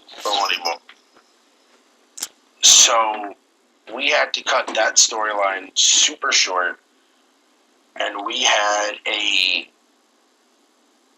more or less a brawl for all in the backyard. It was me versus him, and we had we used light tube. I went through a door. We'd gone through tables. There was a ladder involved. Couple chairs. What else did we use? I watched that recently. So you guys used a lot of a baseball bat, like one of the foam ones, and yeah, baseball bat. I used a cone. I tried to think that a cone would do something for me, and I got hit in the head with the chair for it. Yeah, that was pretty kind of funny. I couldn't find anything to use. I just picked up a cone. I thought it was going to do something. It clearly didn't protect me like I thought it would. We had a couple ladders. We used a TV. Yes. We used a flat TV because it's wrestling. Yeah. Why not? Yeah, I had gone through it. He threw it at me. He jumped on top of me with it on me. I still have a cut on my hand from it, actually, somewhere. Where I took he pulled it off me, and it just scratched me. Wow. I have a bunch of light tube marks on my arm. So, you know. Yeah, that match was pretty insane. That was probably my most fun match that I've had on the show so far. When you get to start doing wrestling outside of GTS, when you get to start going to places and doing shows on a regular basis, do you see yourself being a deathmatch wrestler, or are you going to try to get away from that?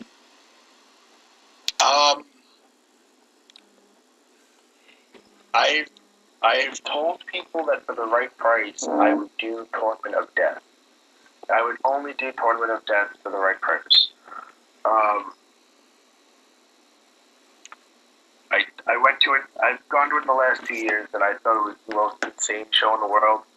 I said if I did it and I lost in the first round, I would be happy. I could say that I did it and I could steer away from it. I don't need to do it every year and destroy my body before I turn 30. That is.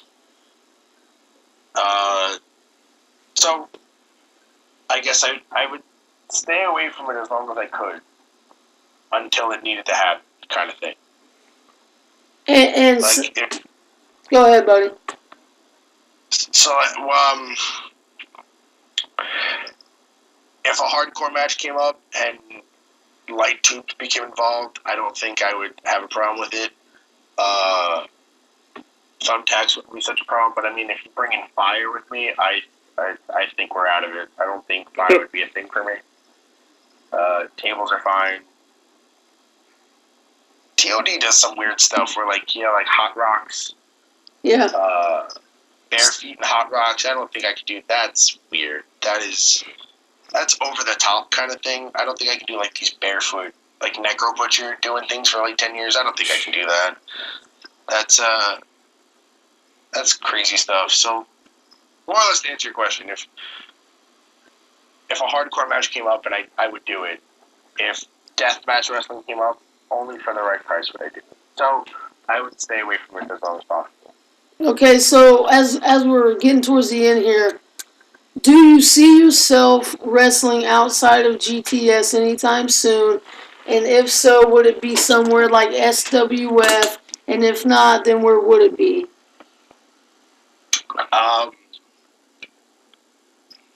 I would like to. So as I said earlier, I'm not properly trained in professional wrestling. Like, I get pointers here and there from wrestlers that I've wrestled and guys that are on independents and all that. So, unfortunately, I'm not getting booked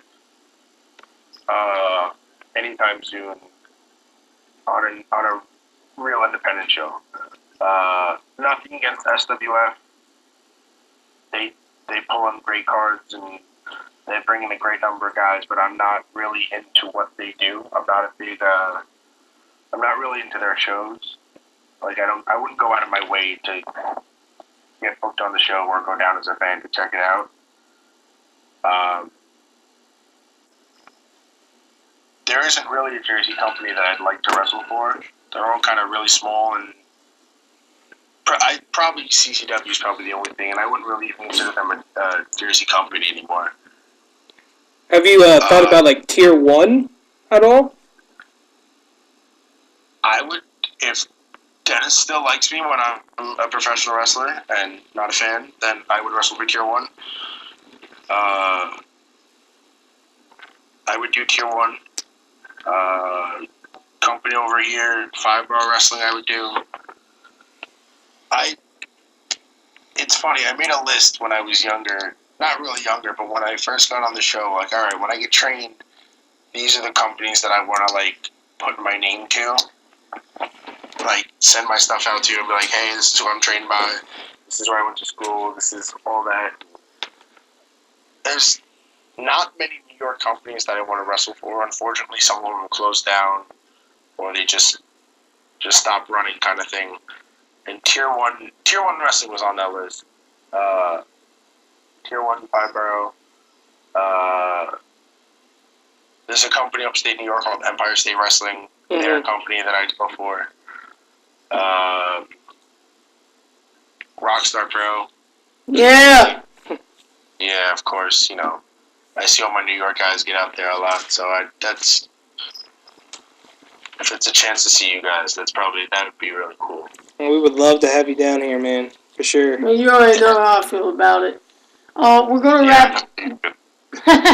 We're gonna wrap it up. Before I let you go, tell us where we can buy your merch. Tell us where we can find you on social media.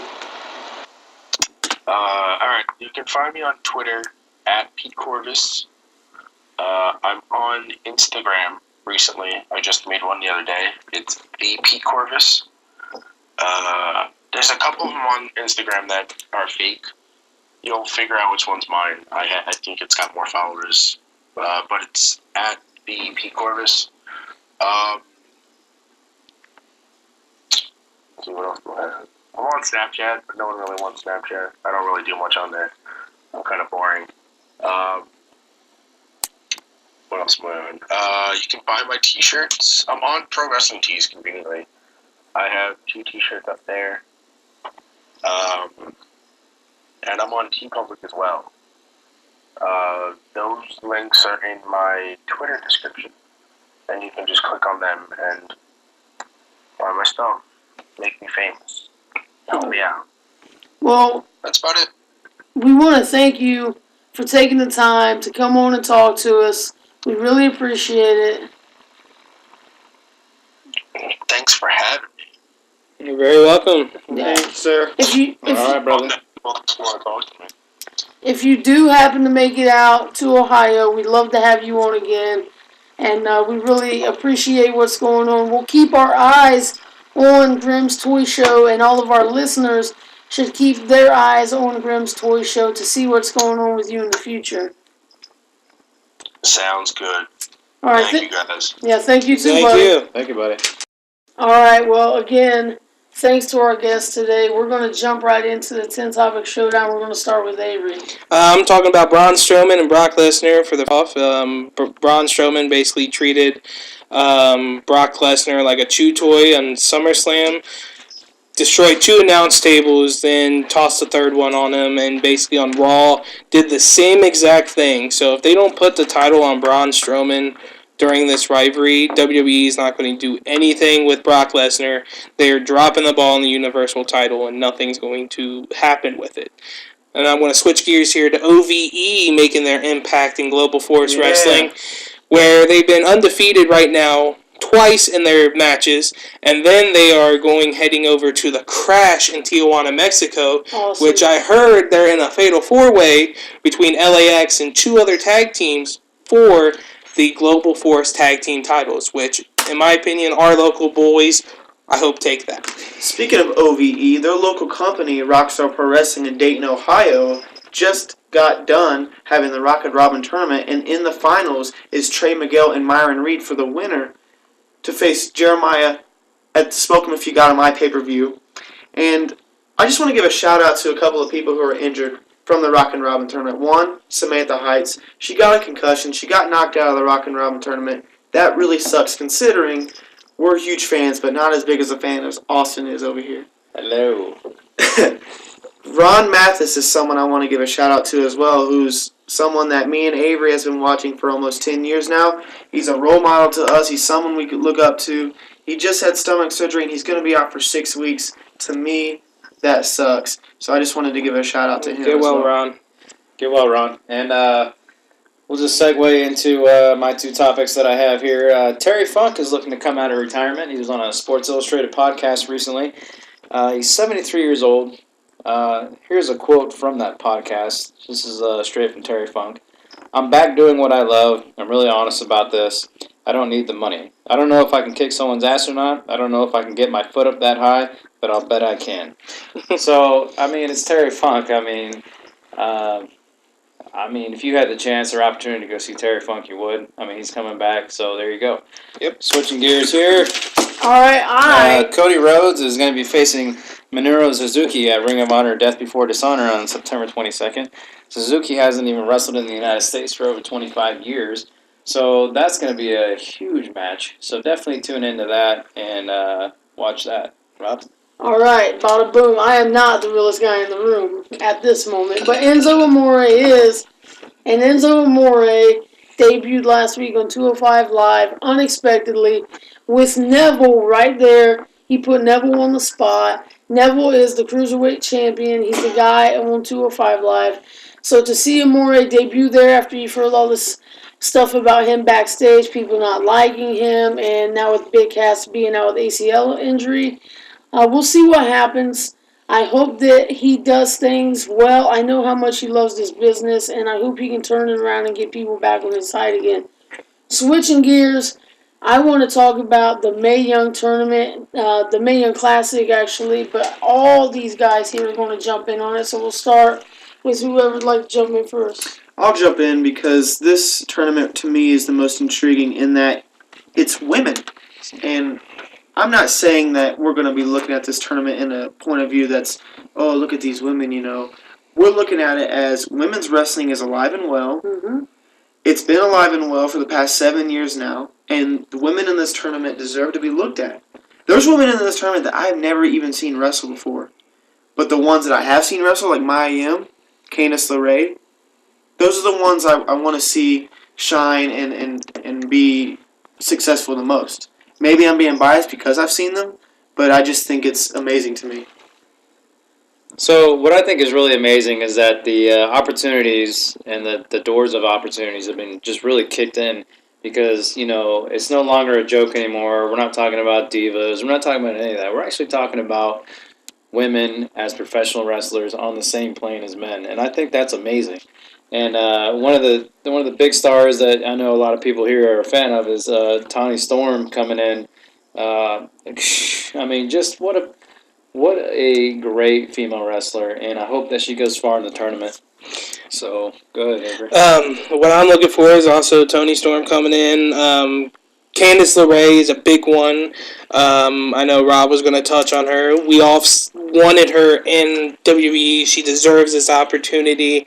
You also have the likes of Candice LeRae, which is going to be in there. Sonya Blazer. You also have Kimber Lee. Kimber Lee is the underdog to me in this tournament. I'm not aware of her WWE name, but we all know her as Kimberly. She's been a rock star. She's been to CZW, and she's really going to kick this door down in the women's division and basically show what ground women's wrestling she can do because she's amazing. Yeah, Kimberly's WWE name is Abby Lath. I'm looking forward to seeing her.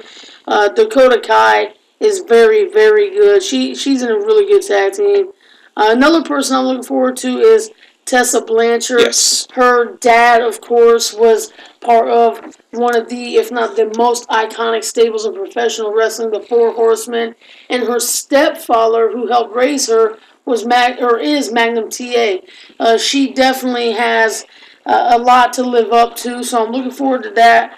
I also am looking forward to Nicole Savoy, Kaylee Ray, of course, Piper Niven from Scotland. Absolutely do not judge a book by its cover. I have seen people online talking very badly about Piper, about her size and her look, and I don't give not one damn what a woman looks like if you get in there and you bust your ass and you wrestle. Because let me tell you, no one said a damn thing about Andre the Giant. No one said a damn thing about King Kong Bundy or any of the big men.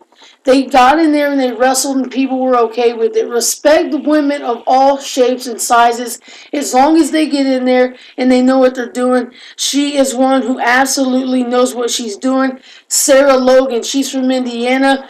Well, we know her as Crazy Mary Dobson. Yep. Really looking forward to that. All these women are going to go out there and put on a show. We don't know who wins. We haven't read the results. It starts tomorrow night. Jazzy Gabbert from Germany, she's in there. I'm really looking forward to it. And I don't know that I have a pick to win. All these guys mentioned Toni Storm. I absolutely love Toni Storm. Serena Deeb, who at one time was with CM Punk and the Straight Edge Society, she's coming back. She's actually getting a shot to wrestle instead of just be arm candy. But someone I think could win it all, at least go into the Final Four, is Shayna Baszler. Yes. Former MMA competitor, member of the original MMA Four Horsewomen with Ronda Rousey, Jessamine Duke, and the mother of Roderick Strong's children as well. Those four women are the real deal. We know that the Four Horsewomen of wrestling were there also, so I'm looking forward to this entire tournament. You should tune in tomorrow night once Raw's garbage wrestling goes off the air and see some real wrestling. Now we're going to jump into the topic of the big debate. And the big debate this week Is tag team alive and well, or is it declining and on the way to being dead? Go ahead. My personal opinion, I like tag team wrestling, but I really think that it possibly is kind of dwindling away, just like deathmatch wrestling in some sort of way. Because you see that you only have the big names of the Young Bucks. You have then the Hardy Boys, which are now back in WWE, but they were on the market making everything fresh. I mean, you have Roppongi Vice that just broke up during the tag team tournament in New Japan, where Trent Beretta is now going on a solo career. What's left for Rocky Romero, being he was a tag team competitor for so many years? You just have so many people wanting to jump to heavyweights or jump to a different weight class, and their partner really doesn't want to go. They still want to be, well, I'm going to be here tag team wrestling, being a tag team wrestler, but they really can't find a partner to go along with it. I think tag team wrestling is alive and well. I think it's been alive and well ever since it started to die in the mid-2000s, like around 2005 or so, when all you really had was the WWE tag teams. But then when you look at independent wrestling back then, that's when tag team wrestling started to rise again. Mm-hmm. That's when guys like the Briscoe brothers and Punk and Cabana and Kevin Steen and El Generico and the American Wolves and these different tag teams, that kind of started a revolution into what tag team wrestling is today. I'm not going to touch on certain tag teams because I know my dude Rob and Austin want to touch on the juicy product. But the fact is teams nowadays, in the last couple of years, have been elevating tag team wrestling so much to the point where they have a Dusty Rhodes tournament for tag team wrestling. There's a 6-man tag team championship in Ring of Honor. I mean, tag team wrestling to me, it's alive. I think it's on the decline to where it's either dead or it's going to die, and it's going to take something to revive it. I mean, not that I don't love the Hardy Boys, I do, but that's great. I mean, you bring them back for a WrestleMania pop and whatever, and that's all great. But like nowadays, all I see is just it's oversaturated, because it's oversaturated in a bad way, because they'll just throw any two guys together and be like, here's a tag team, because they're not doing solid in like their solo careers. So, hey, let's just throw these two guys together and see what they do.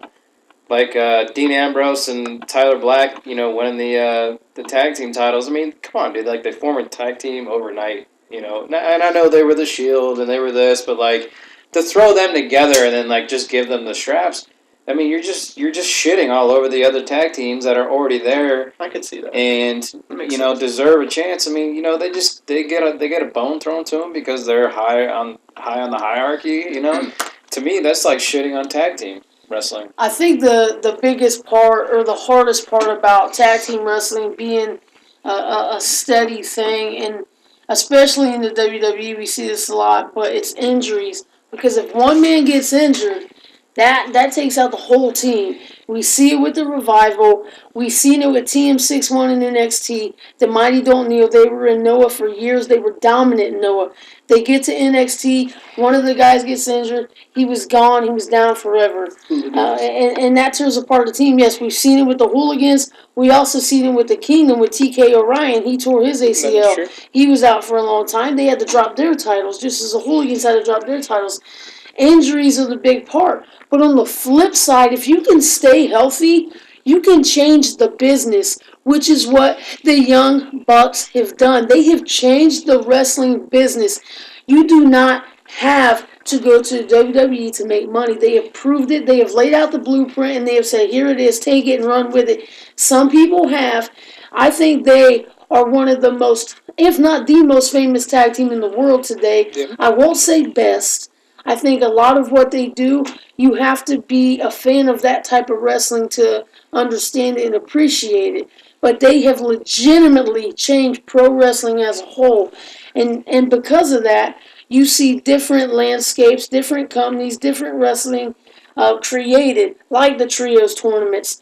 And what you have in Lucha Underground, Trios Championships. What you had in Ring of Honor, Trios Championships. That's a big thing now, and I love it. I don't think tag team wrestling is so much on the decline. I think tag team wrestling on Raw or SmackDown is in the decline. I think the bookers or the writers, if you will, are having trouble keeping guys healthy and keeping teams together and keeping storylines fresh.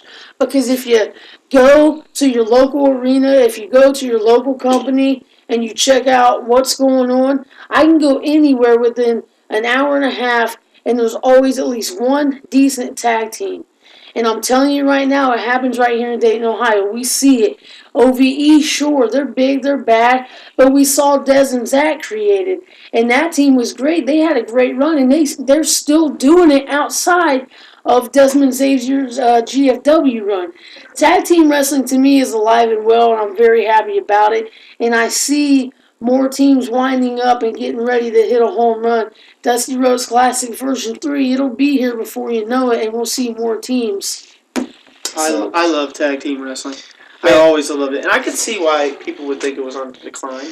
I could see why. I mean, I love it and I enjoy it, but it's just you see so much of it now on almost every single show, where it's just to the point where it's just like, come on, like we like to see some people in singles matches, but it's just tag team. It's like having Teddy Long book a fucking SmackDown show, tag match after tag match after tag match. That's all Teddy Long wanted, and that's what it seems like we're all getting on wrestling shows.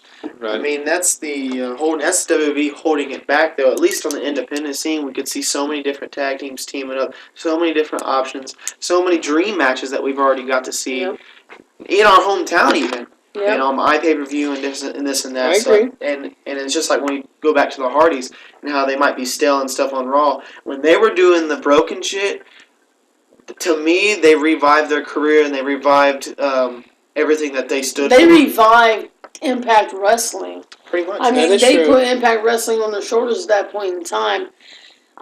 No matter what the debate is, we always want to see professional wrestling rising. We always want to see the men and women who put their bodies and put their lives on the line rising. We are just a bunch of fans who love professional wrestling. This has been the Wrestling Entourage. We do want to thank our sponsors, and our sponsors, we'd be nothing without you. So thank you to the PW Kid, because that man, look him up on Twitter. He does all our graphics. He is amazing. If you need something, look him up. Get it done right now. And also, Wrestling with Unicorns. We had him on a few weeks back. Martin Carrillo, Wrestling with Unicorns. Check them out. They're changing the landscape of the professional wrestling. So, for me, for my friends, for Darius Carter, for Dennis Long, for Pete Corvus, and my boys here, this has been the Wrestling Entourage Podcast, and we are just a bunch of fucking marks. Yeah.